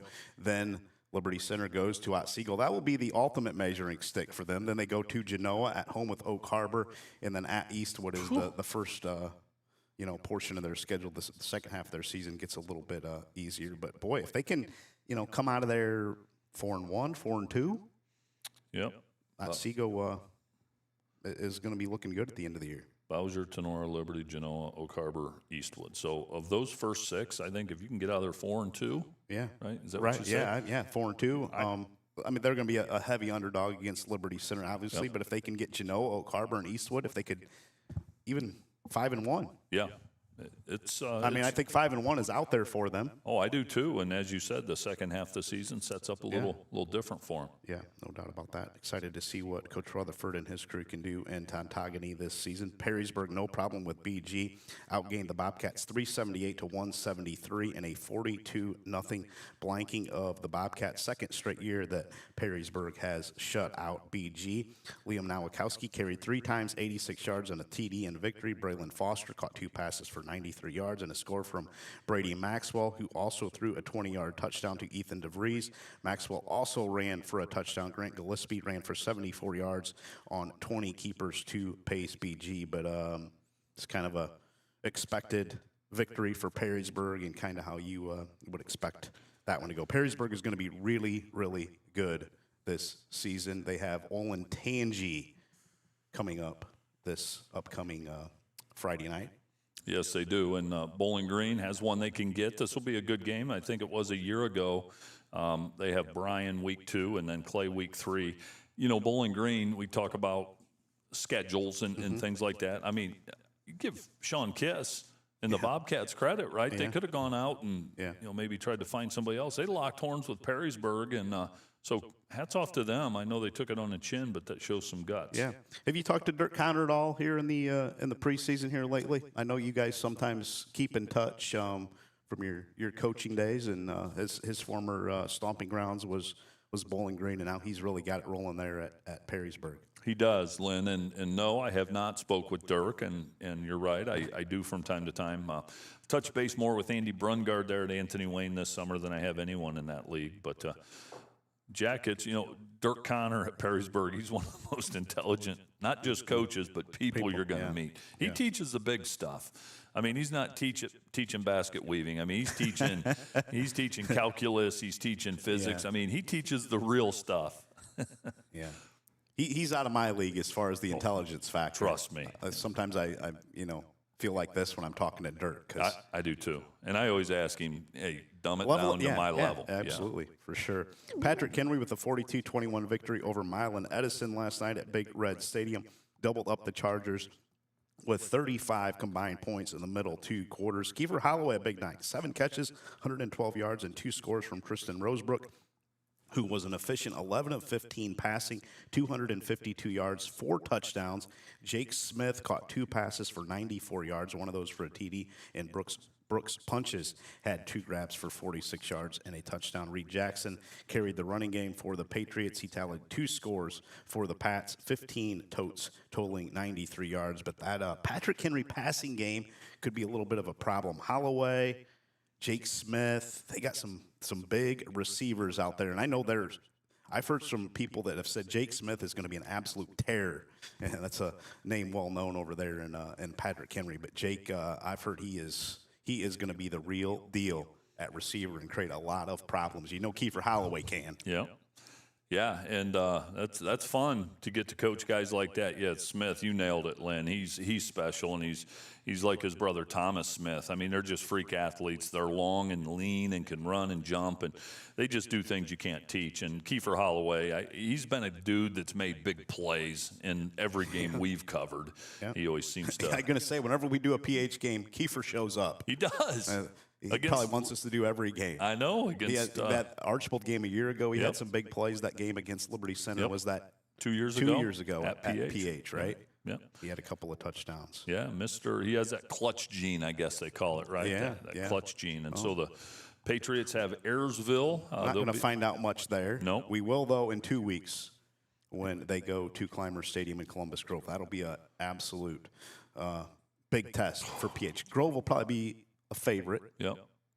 A little bit of a younger, inexperienced PH team than they've had here the last few years. But we'll find out what PH is made of. Yeah, I would agree. And PH's schedule, they always seem, their schedule always sets up nicely, it seems like, each year. But not the end of September and early October. No, it changes. It changes, but it sets up nicely in the early going, gives them a chance to get their feet under them. And Grove obviously is a stalwart there. But, Bryan and Wasion, the Patriots will be favorites before they host Liberty Center on September 25th. Toledo Christian went down to Dola last night and knocked off Hardin Northern 26-6 as Andrew Skeels' crew back in the 11-man game this season after they returned to 11-man a year ago. Josh Winkler was 8 of 11 passing, 119 yards and a score to McGuire Matheson as the Eagles get the victory on the road. Jack Dieters led TC with 70 yards rushing and a score as well as TC. Nice to see them pick up a win in this one as they just missed the playoffs a year ago. I think they were in the 13th spot, and excited to see where Toledo Christian can do what they can do in year 2 back in the 11-man game. Yeah, I think it's great for Toledo Christian. Hats off to them. And, boy, it wasn't too many years ago where you go down to Dola and you'd be lucky to come out alive because they used to just beat teams to death down there. Yes, they did. Fairview with a 56-26 victory over Wauseon last night, annual battle for the Tribe Trophy. Another opening Friday night game that has been played, it seems like, forever. Fairview outscored Wauseon 32-7 in the second half. That game was tight for a while and pulled away in the annual Tribe Trophy skirmish. Gavin Brown taking over for Will Zedike at quarterback. He won that quarterback battle. He just threw for 546 yards a night ago, Coach. 23 of 35 scores in his first start at quarterback for the Apaches. Well, he's got Logan Olinger out there. He caught 10 passes, 199 yards, 2 scores. Gavin Mead added 3 snags, 140 yards. 2 of those went for touchdowns. Our dude, Shady Fritch, he caught a touchdown pass as well. Maybe the best name in all of Northwest Ohio. Shady Fritch. I love it. World peace over at Mount Pilier, another one. But Brown also had a 44-yard rushing, or had 44 yards rushing and a score. Gavin Garza also scored on a rushing plunge for the Apaches, and that one, Azarian Hicks paced Wauseon with 207 yards and 2 scores on the ground. But Fairview puts up 56. Plug and play at the quarterback position for Doug Rakes. Travis Cooper helping him out this season. They're going to be a monster to stop offensively with those 2 minds. They are that offense. Yeah, starting with Coach Rakes and then Coop. What a luxury to have him on staff. And Coop's got to love it because you don't have that weight of being the head coach. He can just coach where, he's at his best there. 2 of the players I've enjoyed covering over the last few years, I think they're 2 of the best in the area regardless of division. Logan Olinger, he's a stud, and Gavin Mead. I love watching those 2. Can't give up 207 yards week in and week out on the ground to somebody, but they'll get that short up. Throw Gavin Garza in there too. And they have some offensive weapons, this Fairview, this season. Yeah, they do. And Wauseon, it doesn't get much easier. They have Bellevue week 2, and then they host Eastwood week 3. So Coach Moore and company. How did Bellevue do last night, Coach? Bellevue got a victory, Lynn. They beat Clyde 42-0. Now, there's no love lost between those 2 communities. I can tell you. That's like the Hatfield and McCoys. No. It doesn't get much more better than those 2. No, you get up there along the railroad there, and there's no love lost. But rarely does anybody beat Clyde like that. Yeah, maybe not the same Clyde program that we're used to. Yeah, Bellevue, they're a rugged bunch. They're always rugged. And, Ed Nasani was there forever and ever and ever. Right. And so the last couple of years, they've just kind of, been above average a little bit. Is this the year Bellevue gets back on the map? Yeah. Need to take another break and get my coffee cup filled up here as we continue on. We'll get into some of the MAC games, Fort Recovery, Marion Local, Coldwater from a night ago after these messages. Hard-working individuals have been the heart of the Gherkin Companies for generations. We're a leader in road construction and building material supply, and we're experiencing rapid growth and expansion. As our name implies, the Gherkin Companies is several businesses rolled into one. Companies with different names and areas of specialization, each powered by an incredible mix of dedicated people. We're looking for passionate, caring, and trustworthy individuals who want to grow alongside us. We pride ourselves on offering a generous benefits package, continuous training, top-notch equipment, and a workplace culture that celebrates and rewards hard work. At the Gherkin Companies, we understand that where you work matters. So whether you have years of industry experience or are just starting your career, we encourage you to apply. Ready to take the next step in building a brighter future with us? Discover our current job openings at gherkincompanies.com/careers today. American Freedom Energy and Grandma's General Store off Route 24 on State Route 109, just south of Liberty Center, now has 88 unleaded fuel and is your one-stop shop for fuel, food, drinks, and much, much more, including locally raised meats and home-baked goods. American Freedom Energy and Grandma's General Store is proud to support Black Swamp Football and is the host of the Black Swamp Football podcast, football show, and Saturday mornings Rise and Rewind. Stop in and see Glenn and Greg today and make American Freedom Energy and Grandma's General Store a part of your everyday routine. 4A Creative Design is a retail store and vocational job training site located in Napoleon. It serves as a community program that empowers individuals with developmental disabilities by helping them learn essential vocational skills and gain the hands-on experience needed to secure competitive employment within the community. Program participants design, craft, and produce unique merchandise. This workflow allows them to practice manufacturing, retail operations, and customer service. They use modern tools, including a UF-DTF printer for branding hard surfaces and laser engraving equipment. Visit them at 121 West Washington Street in Napoleon or visit their website at 4acreativedesign.com.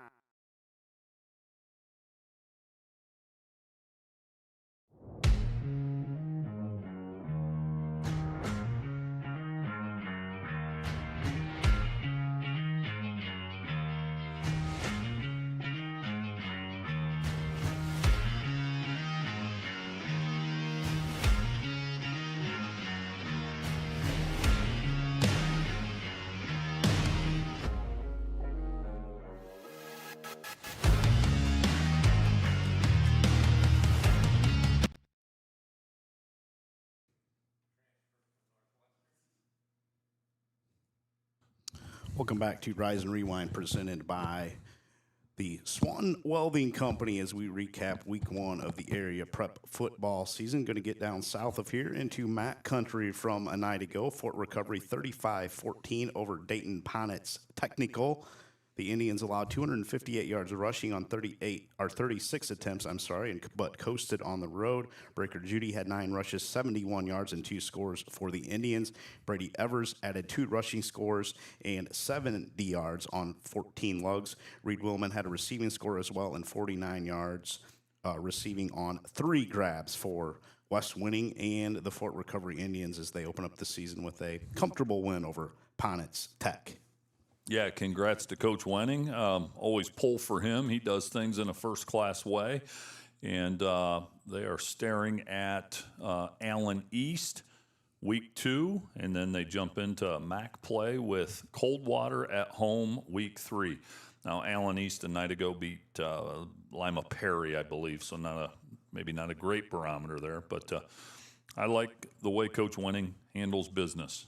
Speaking of Allen East, a product of Allen East, Tim Goodwin at Marion Local. They were a 34-7 victor over Cary a night ago, and Maria Stein. Brennan Hess threw 3 touchdowns on 5 completions, and the Flyers had no problem with the Cary Blue Devils. We thought this would maybe be a tighter game, but Marion Local, no problem. A little bit younger Marion Local team, not as much depth, maybe not as much speed as you're accustomed to seeing from Tim Goodwin's team and Marion Local, but pretty impressive win over a Cary team that's always solid. This is a Cary team that laid it on Paulding a year ago in the playoffs. And Cary's always a rugged team. They'll get in that Maryland eye, and they'll come at you. I don't know that fits. I don't know if you just want to run straight into a Marion Local defense with the dudes that they usually have on defense.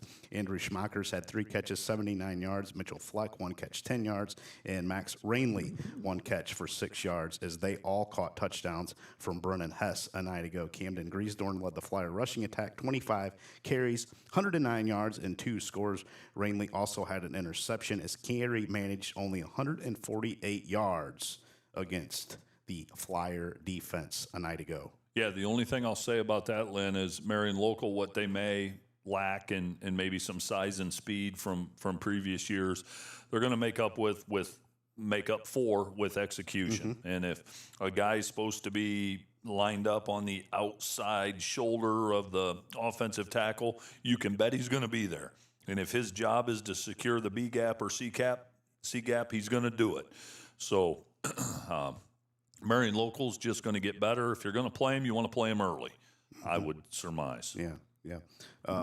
Marion Local's a team, I've watched them dozens of times over the years, and you never see them make a little mistake.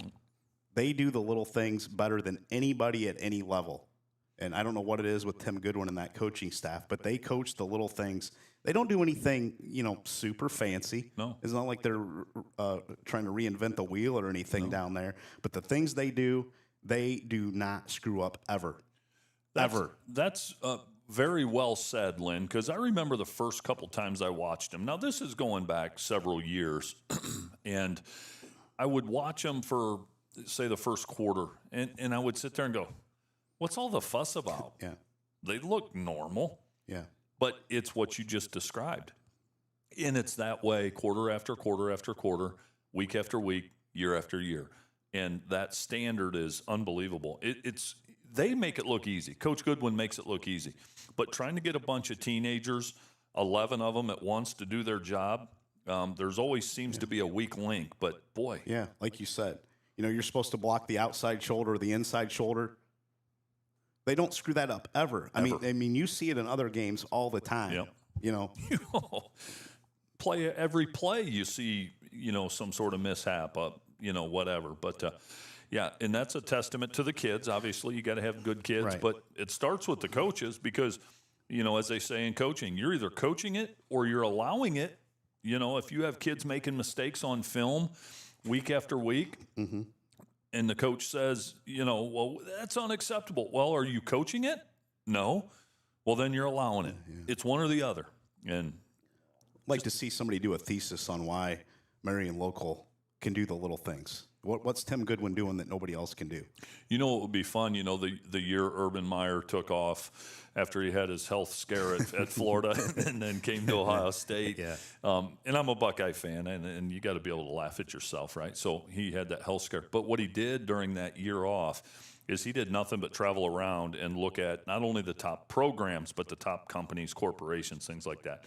I would like to take an off season, or not an off season, I'm sorry, a season, and just go to practice every day and just see how it's different, or if it's different, or if it is just the kids and the way they're raised. I don't know. The parents have to be a part of it. Yeah. I'm from being in Mac country and the time we spent down there. The parents they're just wired a little different than other places. So, Lynn, the best organizations, Greg Schiano talked about this about Urban Meyer, and for all his faults or whatever, he said there's never been a coaching staff he's been part of where everyone was in such alignment, meaning everybody's pulling in the same direction, everybody's on the same page. And your top companies are all in alignment.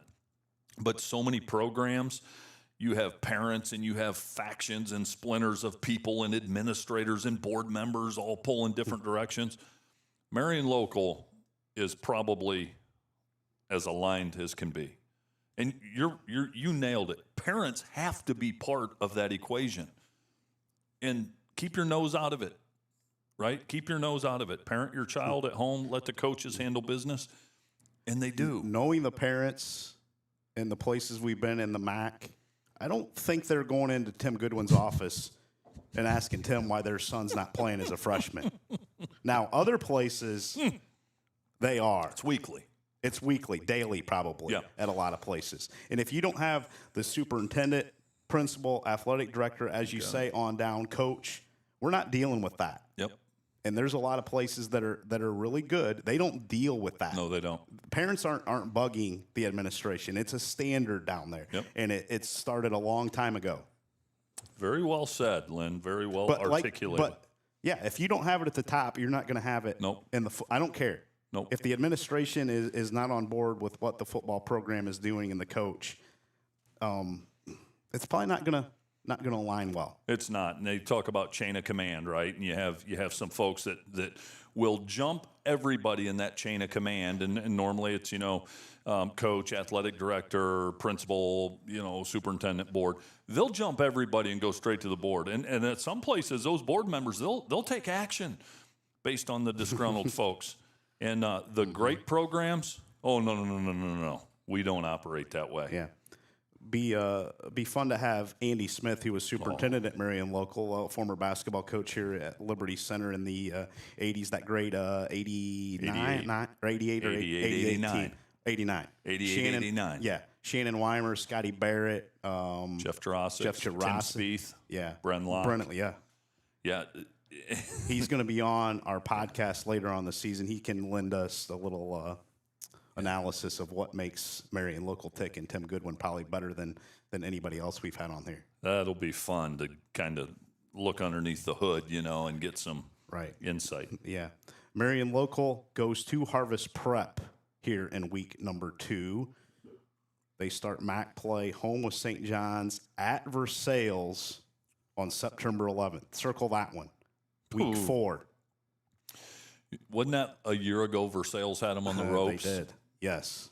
Yeah, And that one will be interesting to watch. Yeah, week number 4 at Versailles. So Lynn will, and I know you can't. Look at that stretch. Sorry, no. The next week for Marion Local, and then at St. Henry, home with Fort Recovery, at New Bremen, home with Minster, and then at Coldwater. I mean, it's life in the MAC. I'm not trying to pour too much into that, but no, I mean, it's like you're in the Big Ten and you play Michigan, Penn State, Oregon, and Indiana, or whatever. And what was I going? So I know you can't go comparing this and comparing that, but with what Versailles did against Harvest Prep, 3-point win the other night, will we learn anything when Marion Local plays Harvest Prep? Will we maybe get a gauge? I think so. A little bit more. Yeah. If Harvest Prep's a little bit more of a spread out offense. Colin Boff, a quarterback, can give you some problems. He's headed to BG next season, and I think there was some factions that thought maybe Marion Local could possibly start 0-2 with a team that maybe has not been as good as their traditional powers, but you can't ever count out Tim Goodwin and crew. Let me ask you this: if Marion Local beats Harvest Prep 28-0, is Marion Local all of a sudden now again the favorite in the MAC? Or in turn, if they win it on the road against a Harvest Prep team, that's going to have their antennas up after losing that game to Versailles. They fall to 0-2. It's going to be a tough challenge with their schedule, Harvest Prep schedule, to get back in the playoff race. They went 4-5 a year ago and didn't get in just because of their crazy schedule. Let's say Harvest Prep beats Marion Local 28-0. Does that mean Versailles is the favorite in the MAC? That's going to be interesting to glean what we can from that. I'm supposed to be the one asking questions on these shows. You're the analysis. I just run things. Your questions are too tough, though, so I want to get mine in. You pose some good ones there because, if Harvest Prep, I'd be shocked if they beat Marion Local 28-0. That makes I'd two be of shocked. us. That but makes if two they of us. do, yes, I think that makes Versailles Tiger Ball. Be interesting to follow as the season progresses. A lot of question marks in the MAC that we will get answered here in the next several weeks. Another MAC power over the years, Coldwater, Chip Otten and his crew. Germantown Valley View came into Coldwater last night, but the Cavs won at 37-21. The Cavs scored 23 points in the second quarter and knocked off Valley View. This game a year ago was really, really tight, a 1-point game. Coldwater ran for 171 yards. They threw for 154 while holding the Spartans to 178. That tells me that the Cavalier defense is pretty good. Carson Homan, quarterback for Coldwater, had a big night, 154 yards passing and 2 scores while running for 77 yards and another score. And that one, Carter Freed caught 5 passes for 90 yards and 2 scores for the Cavaliers as they pick up the 37-21 victory a night ago. Yeah, and so Coldwater has Clarksville, Clinton Massey in week 2, a team they've played the last several years. And Clinton Massey has a different coach than they had for years and years. Dan, rugged guy. Yeah. Dan McSorley? Yes, McSorley. Yes. Yeah, at Clinton Massey. So Cavaliers, and then they'll open week 3. They'll open MAC play at Fort Recovery. Yeah. Speaking of rugged, Hopewell Loudon, that's where Lake went last night, and Bascom and the Chieftains were rude hosts. The returning state runner-up in Division 6 romped over the Flyers. Jackson Reimers had 4 catches for 76 yards and a score in the loss for Lake. Hopewell Loudon had 182 yards passing and 145 rushing as they outgained the Flyers 327 to 204. That's a Hopewell Loudon team. They'll be interesting to watch in Division 7, I believe, this year. They're Division 7, Coach. Can you double-check me on that? I believe they dropped to D7 this year. Let me rewind there. You know, the funny thing, I'll have a comment about Hopewell Loudon here in just a second, but you see them in that, number 1 in the region after 1 week. Okay, they are at Huron week 2 and then at Colonel Crawford week 3. Maybe on a collision course with Marion Local, possibly down the road in Division 7? Yeah, and what I would say about Hopewell Loudon, you know, Brian Colatrillo, the head coach, you know, when the armchair quarterbacks, you watch a game and you go, oh, why'd you do that? Why'd you do that? Oh, I would have done this. The funny thing about Brian Colatrillo is he always seems to call the right play. I mean, I don't ever think I've seen one of his teams where I've questioned what he's done. I just say, that was a good call. Yeah, it was the right thing to do at that time. That was a good call. And I know it depends whether it works or not, but he is such a technician with his game planning and as he calls plays and things like that. I coached with him in the North-South All-Star game back in 2012, and it was really fun. And his playbook, Lynn, it's unbelievable. His playbook isn't much thicker than this. Oh, really? I'm not kidding you. Maybe front to back with boxes on it. And he hands this to me at the North-South game, and I'm like, okay, this is for the All-Star game. He goes, that's pretty much our playbook for the season. And I'm like, where's the rest of it? Where's the rest of it? But you know what? You call it at the right time. Kids know it. They can play fast because they're not paralyzed by analysis. And the proof is in the results. Battle of Sylvania, night ago. Southview got the best of Northview again, 35-13. Jackson Hesse had a big night for the Cougars. He scored 4 times on keepers, and the Cougars pulled away from Northview in the second half. Wyatt Almer was 16-27, passing for 138 yards for Northview. But Steve Hardy and Southview with an opening night win in the annual Battle of Sylvania. Those two schools broke up exactly 50 years ago, back in 1976. The first meeting between the two was 1978, 2 years later after Northview and Southview split. You know, they shared a football stadium, and it was weird in some years, Lynn. Obviously, we played in the NLL against them.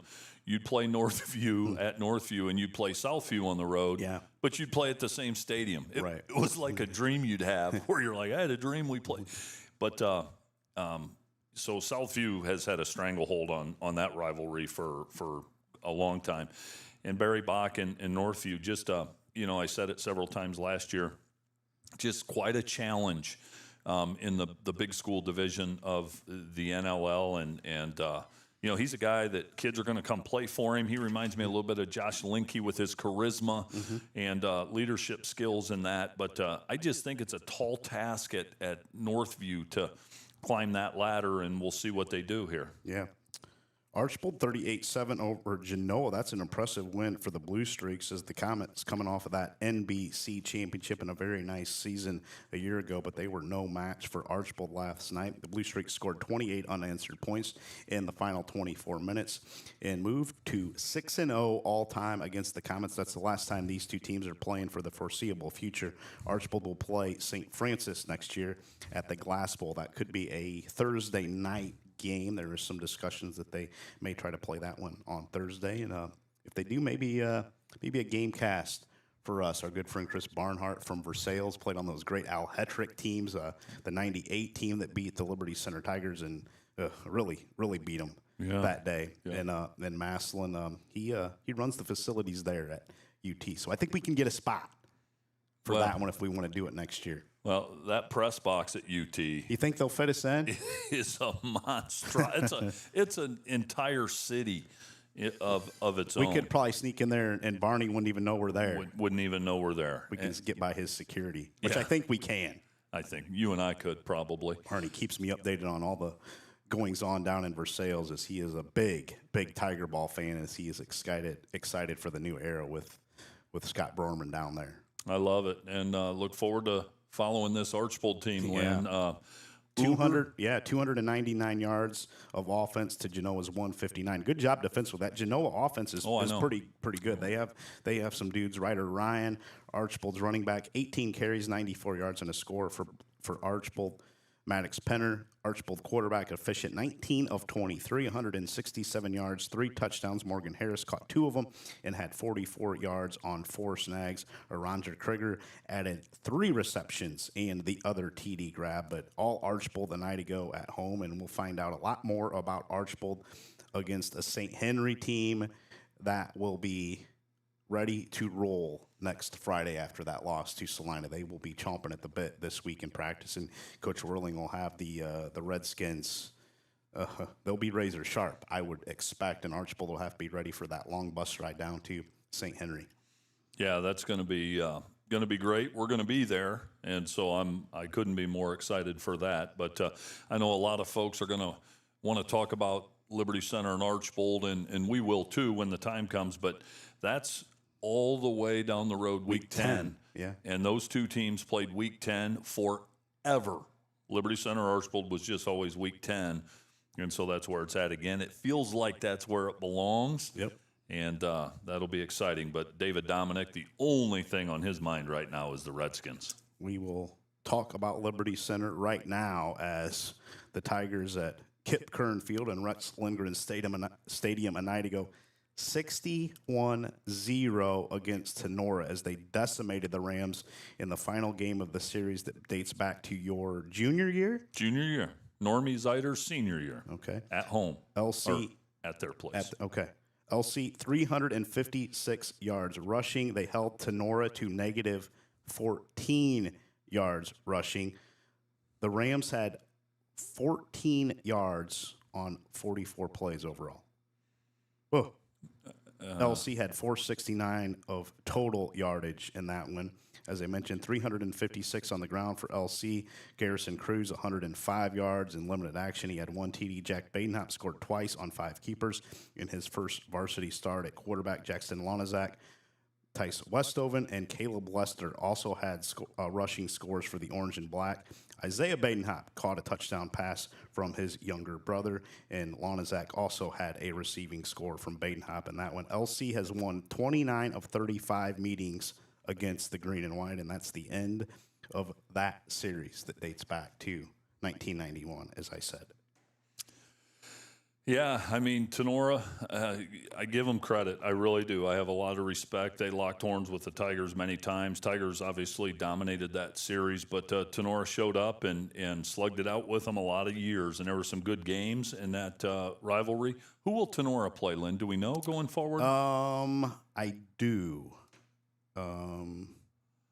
Hate to make you dig for it, but it just kind of I do know. Entered my mind. Give me 1 second if you want to continue yapping. Yeah, I'll yap for a minute here. Boy, the thing with Liberty Center, just the versatility. You look at this, you're right up here, Lynn, and there's some of the usual suspects like Lonazak and Garrison Cruz, and you're going to see a lot more of the Badenhop name this year for Liberty Center. Ethan Gray, there's going to be weeks where he's going to be splattered throughout the article, and the list goes on and on and on. That backfield is maybe as good as this area has had. I'm and they lost Baxter Barrett, who was back there too. Another just devastating injury that we've had in this area. But Lonazak, Badenhop, and Garrison Cruz. Oh. I mean, you have some speed, and then Garrison Cruz, the dude's he's a plow horse. He's a plow horse. Yes, he is. I don't know how you stop him. You get Lonazak in the receiving game. Yeah. I mean, you can move him wherever. And who's going to guard him? Yeah.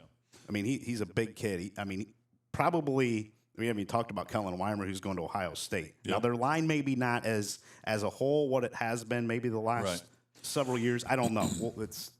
We'll find out. But when you lose a type like Hunter Spangler and guys like that up front, I know Weimer is back and his little brother too. But maybe not the same depth as they've had up front, but front end talent, this Liberty Center team is as good as we've maybe seen in Northwest Ohio. I don't know. We'll find out. No, I agree. It's kind of like for Casey Mueller and that staff, it's kind of like playing a video game. You know, you can create your players and, you know, the certain speed and things like that, but they don't have to create them. They're there, and they get to play with them. That's pretty cool. And Lonazak, you know, pound for pound, I mean, he's a freak. Yep. I mean, just if you go pound for pound, freakiest athletes in Ohio, he's one of them. He's good. And then Jack Badenhop now at quarterback. I mean, he can throw it, he can run. I don't know how you keep him under 40. Yeah, and Badenhop, I think he's going to be one of the great quarterbacks here at Liberty Center. And the thing about him, he plays carefree. He plays basketball the same way. Oh, he's smooth. He's confident. He's not going to get rattled because he's competed in so many different arenas, you know. I mean, he's competed against top-level athletes. He's not going to be fazed by anything. You say the same with their senior class, all of them. Yep. Playing in state championships. Yeah, Garrison Cruz started his freshman year when they played Perry in that state championship because I think dang it, running back Waylon Rentz was dinged up that year. Yep. That played defense, right. and Garrison started the state semifinal, I believe, or maybe the Coldwater game that season. That was a tight game that Landon Bockelman had a big play in that helped them to a victory. But this Liberty team is, they are star-studded, and they have some dudes in that backfield that, like I said, I don't know how you match up with them. No, it's tough, and they play a couple of NBC foes the next couple of weeks with Otsego and Eastwood. Tenora hosts Patrick Henry a year ago. The Ben George era, next year in 2027 is the week 1 game. Tenora will host Patrick Henry as Ben George, the heir apparent to Bill Inselman that was announced a couple weeks ago. I think that's a good matchup. Yep. You know, I think that's a good matchup for both teams. Yep, I think so too. So, and Liberty Center has... is it St. Mary's? They play St. Mary's coming up. Year. Is that week 1 they'll play St. Mary's? I can tell you. Give me 1 second here. Yes, they are home with St. Mary's and then at Hudson, Michigan. Okay, Hudson, yes. Hudson is their week 2 game in 2027. Wrestling school. Orange and Black Tigers also. Yes, correct. Orange and Black Tigers. Yeah, I think that's a good game for both teams. A lot of tradition in Hudson as well. They've had some really, really good football programs. The St. Mary's game here at Rex Lindgren Stadium. That'll be a crowd. That'll be a good night for a tailgate here at American Freedom Energy. I'm sure the Rough Rider faithful will travel up here for that one. But Liberty Center and Archbold both impressive on opening night of the 2026 season. Moved to a GMC team. Paulding, the defending champs, 10-0 a year ago in the GMC, beat Fairview again, and then in the playoffs in Week 11 before Cary got them. Emmett Barnes returned an interception, 70 yards to kind of seal an 18-6 victory over Convoy Crestview last night. Avery Cooper had a rushing touchdown in the first half for Paulding, and Jalen Mans caught a 5-yard TD from new quarterback Ridge Hunt, the younger brother of former quarterback Colt Hunt. But Paulding picks up the 18-6 win at Crestview last night. Some new faces and new places for Paulding, the Mans boys. That's not new. Avery Cooper is an outstanding running back for the Paulding Panthers. We'll continue to find out what Paulding is made of as the season progresses. Well, we won't find out next week, Lynn. They'll be a prohibitive favorite against North Central. Yes. And then they have Delphus Jefferson, I believe, week 3. But Paulding, you know, last year, every week, I just, asked myself, can they keep it up? Can they do it again? They answered they passed all the tests, I guess. Yes, they did. Absolutely, Coach. How about Ottawa Glandorf? New era there. Ben Kaufman replacing the legend Ken Schreiner, who had an incredible career at OG. Hadn't had the same success that he had in the kind of the middle parts or latter parts of his career. But boy, that's some tough shoes to fill, because Ken Schreiner was a legend there in OG, and Ben Kaufman wins his debut against the reigning BVC champions Liberty Benton, who is now in the Cardinal division of the NLL. But the score was the story here, 52-7. I thought OG had a chance to win this game, but I mean, they just demolished Liberty Benton 52-7. Tanner Voigt was 10 of 12 passing, 178 yards and 3 scores. Devin Miller caught 2 of the touchdowns. Miller totaled 82 yards on 5 snags. That snapped an 11-game losing streak for OG dating back to 2024. Jordan Shoemaker and Jesse Rui had first half punt return scores as well for the Titans in that one. LB gained just 120 yards in that game. Couple of notes, Lynn, I'll say is you mentioned Ken Schreiner, and just one of the good guys, a legend in the business, became a good friend of mine over the years. And just, kind of like the end of Jerry Beauty's tenure there at Defiance, things change, and things kind of ebb and flow, and they were on kind of a down cycle. And so I give Coach Kaufman a ton of credit. Here's the thing. You can look at this and say, well, Liberty Benton graduated all their guys. Here's the thing about Liberty Benton. Certain schools have impeccable sports cultures, okay? Whether it's basketball, you think of that a lot of times with Liberty Benton. Their track and field programs, boys and girls, they win the league championship 20 out every 21 years. And they just have an expectation and a standard at Liberty Benton. I don't care who they graduated. Tradition doesn't graduate, as they say. Right. And so that score's impressive regardless of the youth of Liberty Benton's team because of their sports culture. Yeah. Who's OG have to open up the Western Buckeye League here in week number 2, Coach? Yeah, normally I try to stay a step ahead of you and open it up as you're saying it, but I got thinking. Here we go. Oh, Defiance. Yeah, that's and right. So that's one where it's going to be a good matchup because both teams see that as one they can get. So that's going to be a good game. That's at Fred J. Brown Stadium. Yeah. Then they have Kenton coming to Ottawa in week number 3. So a chance to maybe start 3-0. They have an opportunity here. They do have an opportunity. And that's a program. I mean, they can explode. Oh, if Coach Kaufman can get that going again and get some of those basketball kids to, I mean, that's a battle there. Is getting those incredible basketball kids to play football and understand why they play basketball. I mean, they've had just a legendary basketball program. Well, you talk about, I'd be remiss if I didn't say the same about Ottawa Glandorf. You want to talk about athletic culture? I mean, Ottawa Glandorf, for goodness sakes, like when OG's one of those schools you think about, you think excellence. I mean, you do. I mean, they're good, it seems like, in everything always. And football, they were good for a long time. Just took a nap there for a couple of years, but they'll get back. Yeah, I think they will too. Dave Sweet, Josh Leslie. Yeah. Forgot about Coach Leslie, Tyson McLaughlin now. Yeah. Man. And that makes what Ken Schreiner did there all the more impressive because, from here down to Columbus, you hear Ottawa Glandorf, you think basketball. Ken Schreiner went into a basketball school where a lot of coaches had failed and made them into a football school, kind of like Bill Inselman did at Patrick Henry, you know? Right, yeah. Compared a little bit to what Kurt Signetti, now he did it in a different way. Ken wasn't going out and finding the best dudes in the portal. No. But kind of like that Indiana basketball school and what Kurt Signetti did there, that's comparable what Ken Schreiner did at OG because, I mean, they live and die hoops. Well, I mean there's probably some kids in the gym right now shooting hoops at OG. No, there is. And you look at OG's JV basketball teams, a lot of times they'll be juniors. A lot of kids would quit if they're playing JV as juniors. Right. But at OG, they stay right. because they know they may only get one chance as a senior, and a lot of times they end up being big contributors as seniors. Yeah, no doubt about it.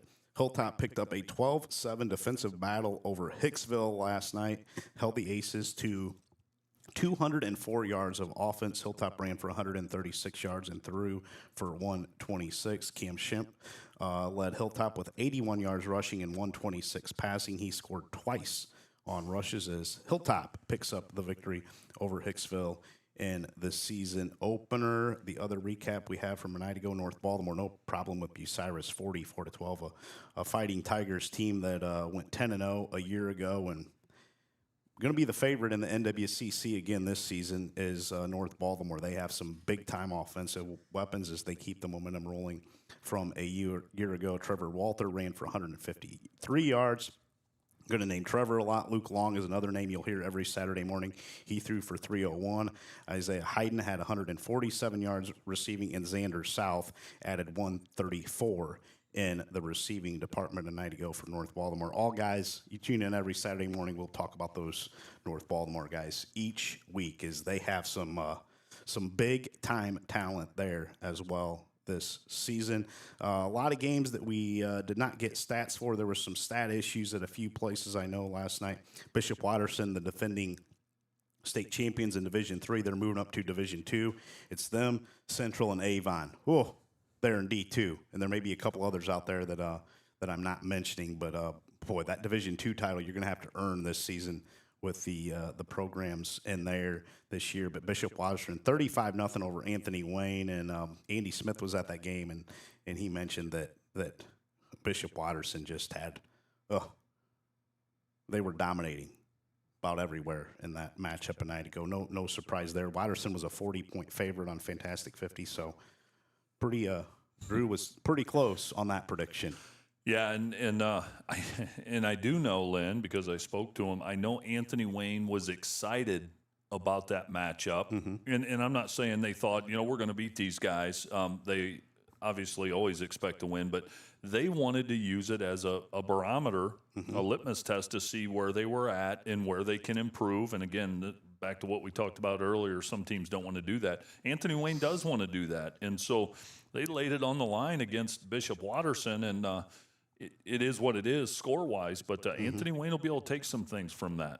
Anthony Wayne will go to Bishop Watterson. I don't know if that was a 2-year or a 4-year contract there, but boy, you sign up to play Bishop Watterson, it doesn't get much tougher than that anywhere. You can go up to Division I. Bishop Watterson is going to hang with anybody in D1 too. We played Bishop Watterson, Lynn, my second year at Napoleon in the regional semis, at Donnell Stadium in 2009. They beat us 6-3. They had a defensive lineman that went to Iowa, and I can't tell you his name, but who blocked him? Trying to block a nose guard. Well, we tried to triple team him with both guards in our center, and he was just he reminds me of Jerry Ball, the old nose guard for the Lions back in the 90s. Yeah. You just weren't going to move him, and we kicked a field goal, and they scored and missed an extra point, I believe, and they beat us 6-3. But anyway. This is even a different program than it was even back then. This is a whole nother level. Bishop Watterson, holy smoke. Yeah, they came up to Bryan one year, Schimoller and that crew, and Bryan beat them. Yep. That got my attention. It's kind of like when Wasion's beaten Bellevue a couple of times, and I think of those old Ed Nasani Bellevue teams that were kind of untouchable, and Wasion beat them, and when Bryan beat Bishop Watterson, that Bryan team could hang with anybody back in the day. God, they were good. Kevin Klein and Travis Cooper kind of got that rolling. Kevin Klein came in there, and Austin Schimoller. They had a really good linebacker, I believe, by the name of Jake Jones. He was tough. Had a little slot receiver, Pendergast. Yep. They played at Genoa one year when I think Mike Vickers had left, and Tim Speece was coaching at Genoa, and boy, that was a heck of a playoff game. It was back and forth, and Bryan pulled that out. I think that was when they had Genoa had that lineman that went to Wisconsin and now plays in the NFL. Yep. Big tackle. They had the Nutter boys. Yep. They went to Dayton. They were bowling balls at running back. They were impossible to tackle. Yeah, those Genoa teams, and we played the Schimler Bryan Golden Bears in 2012. I think you played them the next week maybe after that Genoa game. At Central Catholic, we played them, and that's a whole nother story. But we won't revisit that. That was an instant classic. Yeah. Elsewhere around the area, we don't have stats from. Findlay knocked off Medina 27-7. Whitmer 44-23 over Reynoldsburg, as we mentioned in our pre-show. Swanton 13-12 over North Central in overtime. Snapped Ohio's longest losing streak at 37. Don't have any stats to report from that victory for Swanton, but Matt Horn in his debut at Swanton picks up the win over North Central. Congratulations to Swanton. They needed that. Now, I know they're going to have some much tougher challenges the next 9 weeks, but big win for them to put some life into that program for Swanton. I'm tickled to death for the Swanton Bulldogs, Lynn. It's been a long time coming. They've had some coaching turnover. Yeah. And then with that, kids decide not to play football, so it makes the rebuild even tougher. And they are still partying on Airport Highway in Swanton. And you know what? It's well earned. Good for the Bulldogs. I want to look ahead here and see, because I think... Home with Montpelier this week. Okay. At Ottawa Hills, at Liberty Center, at Delta, home with Archbold, home with Bryan, at Evergreen, home with PH, home with Wauseon. I think they can get another one. Okay. I think they can get one more. Not going to say which one quite yet. We'll get to it on our podcast. But I think Swanton can get another one. I love it. I love it. It's not Liberty Center, is it? Is that who you're thinking, or do I have to wait? No, you have to wait. Okay. You'll have to wait, but it's not Liberty Center. Okay. I'm not that foolish. Fair enough. But with that said, hats off to the Bulldogs and those kids that have stuck with the program. They deserve that one, and it didn't come easy. No. Overtime, yeah. Was unable to see how that ended, but boy, big win for Swanton. I know it's North Central, and you have bigger names down the road, but they need to get one in the win column to boost that program a little bit. How about Anna last night? Don't have any stats. 60-0 over Spencerville. This Anna team is going to be really, really good. Logan Ziegenbusch, their outstanding quarterback, just a junior, so they're going to get him back next year. They have some dudes. Does Anna? They are going to be a problem in the MAC this season. Also, another MAC team, New Bremen, blanks Wayne Trace, 35-0. No problem for Coach Schmidt and the Cards in that one against the Raiders. And that rounds out the games that we did not get stats from a night ago. There's some Northern 8. 8-man action today is the Northern 8 will play conference games here week number 1. Fremont St. Joe is at Holgate, and Chalker is at Stryker. St. Joe beat Holgate a year ago 48-22, and Chalker knocked off Stryker 42-0 a year ago. But there, if you want to see some 8-man football, you can watch those here on a Saturday. I would encourage people. I know folks have busy schedules. I myself have a wedding this afternoon, or I'd honestly probably shoot over to Holgate to watch St. Joe and Holgate. But I'd encourage folks. Go out and take a look. And if you think you've already formed an opinion, if you've never seen 8-man football, go take a look. It's awesome for the communities. And do you get to a game every week, Lynn? I know you not probably every week. Try to get the ones you can. Yep, not every week. Okay. But do my best, and good luck to all the Northern 8 teams this season. Should be an exciting year, and we'll see how it shakes out. Figuring out our state championship site. We're down to a couple sites, and hopefully we can announce that here in the next week. Good. That's exciting. That's exciting. Love hopefully add some more Northern 8 teams. We got to take care of our peak performance, courtesy of Napoleon Physical Therapy. Do you have some notes there? I started taking them early on. We're going to play their commercial, so give you a chance to give me some options here, Coach. We're going to hear from Napoleon Physical Therapy and then come back and hand out our peak performance from week number 1, courtesy of Napoleon Physical Therapy. Kevin McCann and Ryan Crandall, can't thank them enough for their support this year. Big news for athletes and families across Northwest Ohio. Napoleon Physical Therapy and Sports Medicine is officially under new ownership, joining the trusted team behind Bryan Physical Therapy and Defiance Physical Therapy. We're proud to expand our care across Northwest Ohio, offering specialized services like dry needling, blood flow restriction, and weekly bump clinics for local athletes. Don't let aches or injuries slow down your season. Stop by our new Napoleon office at 1322 Woodlawn Avenue, or call us at 419-599-0888, or learn more at DefiancePhysicalTherapy.com.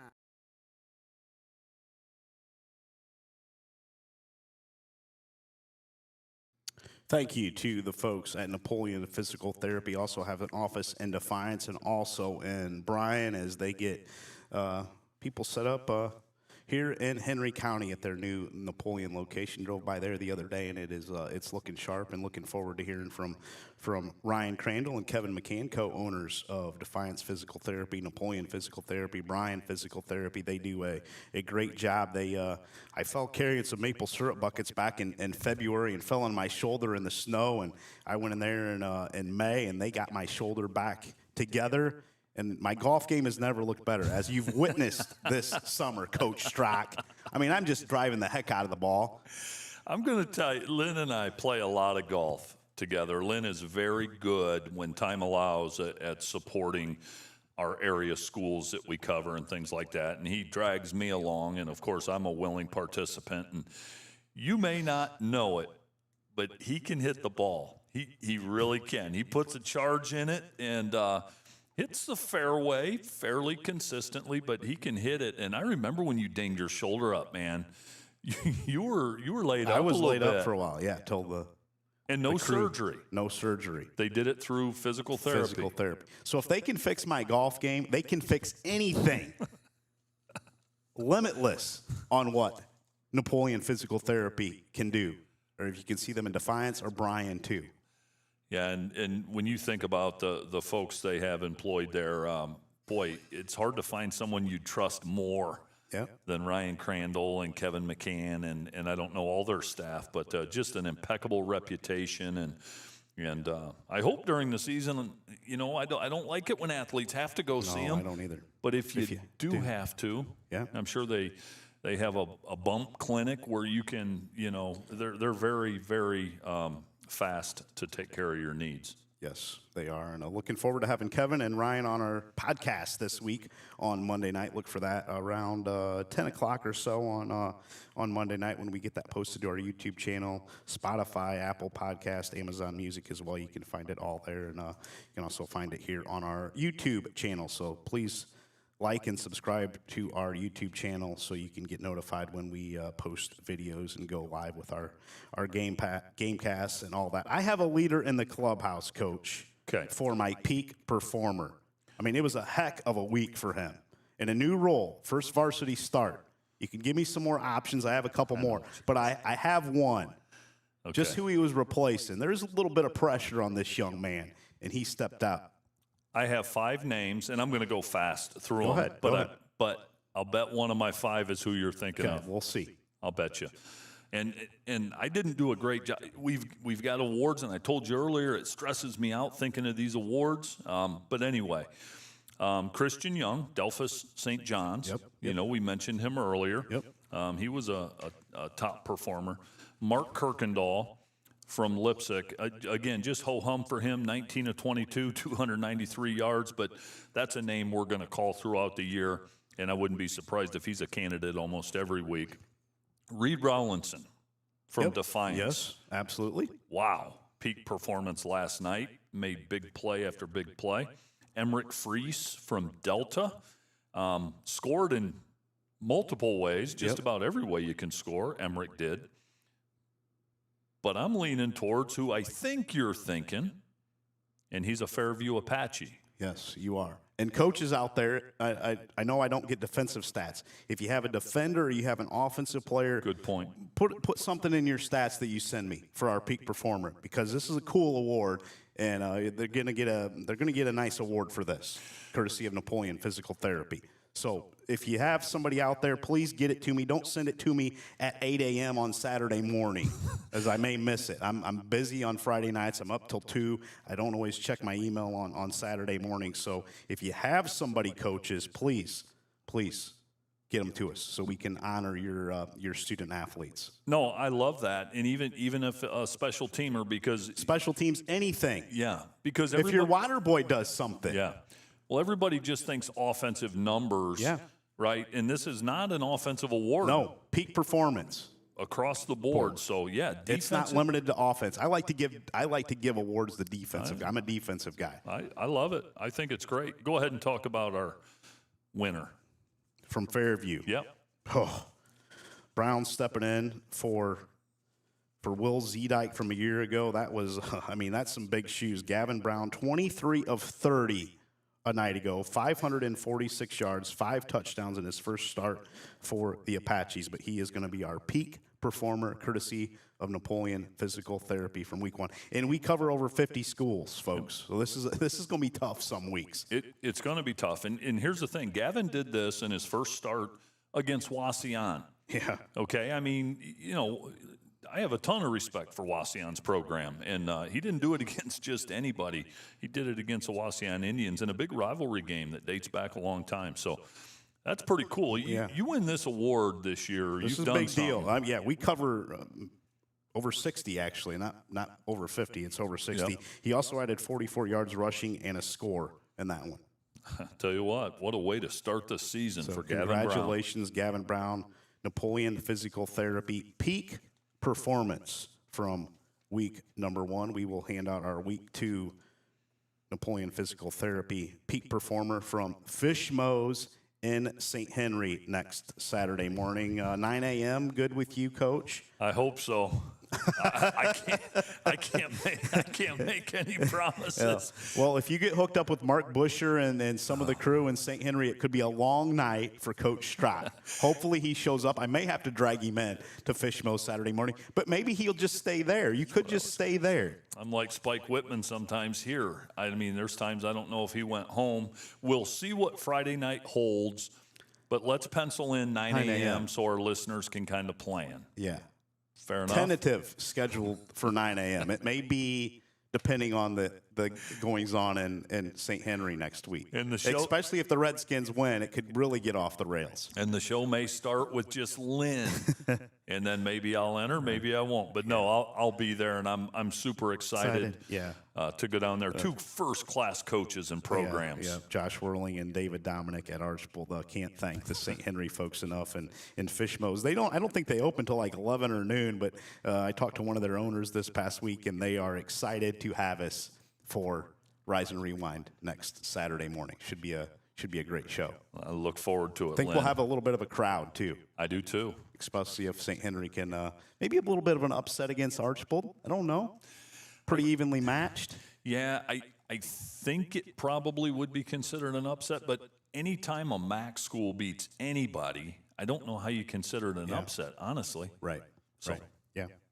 We will talk to you again next Saturday on Rise and Rewind from St. Henry and Fishmo's. Have a great weekend, everybody.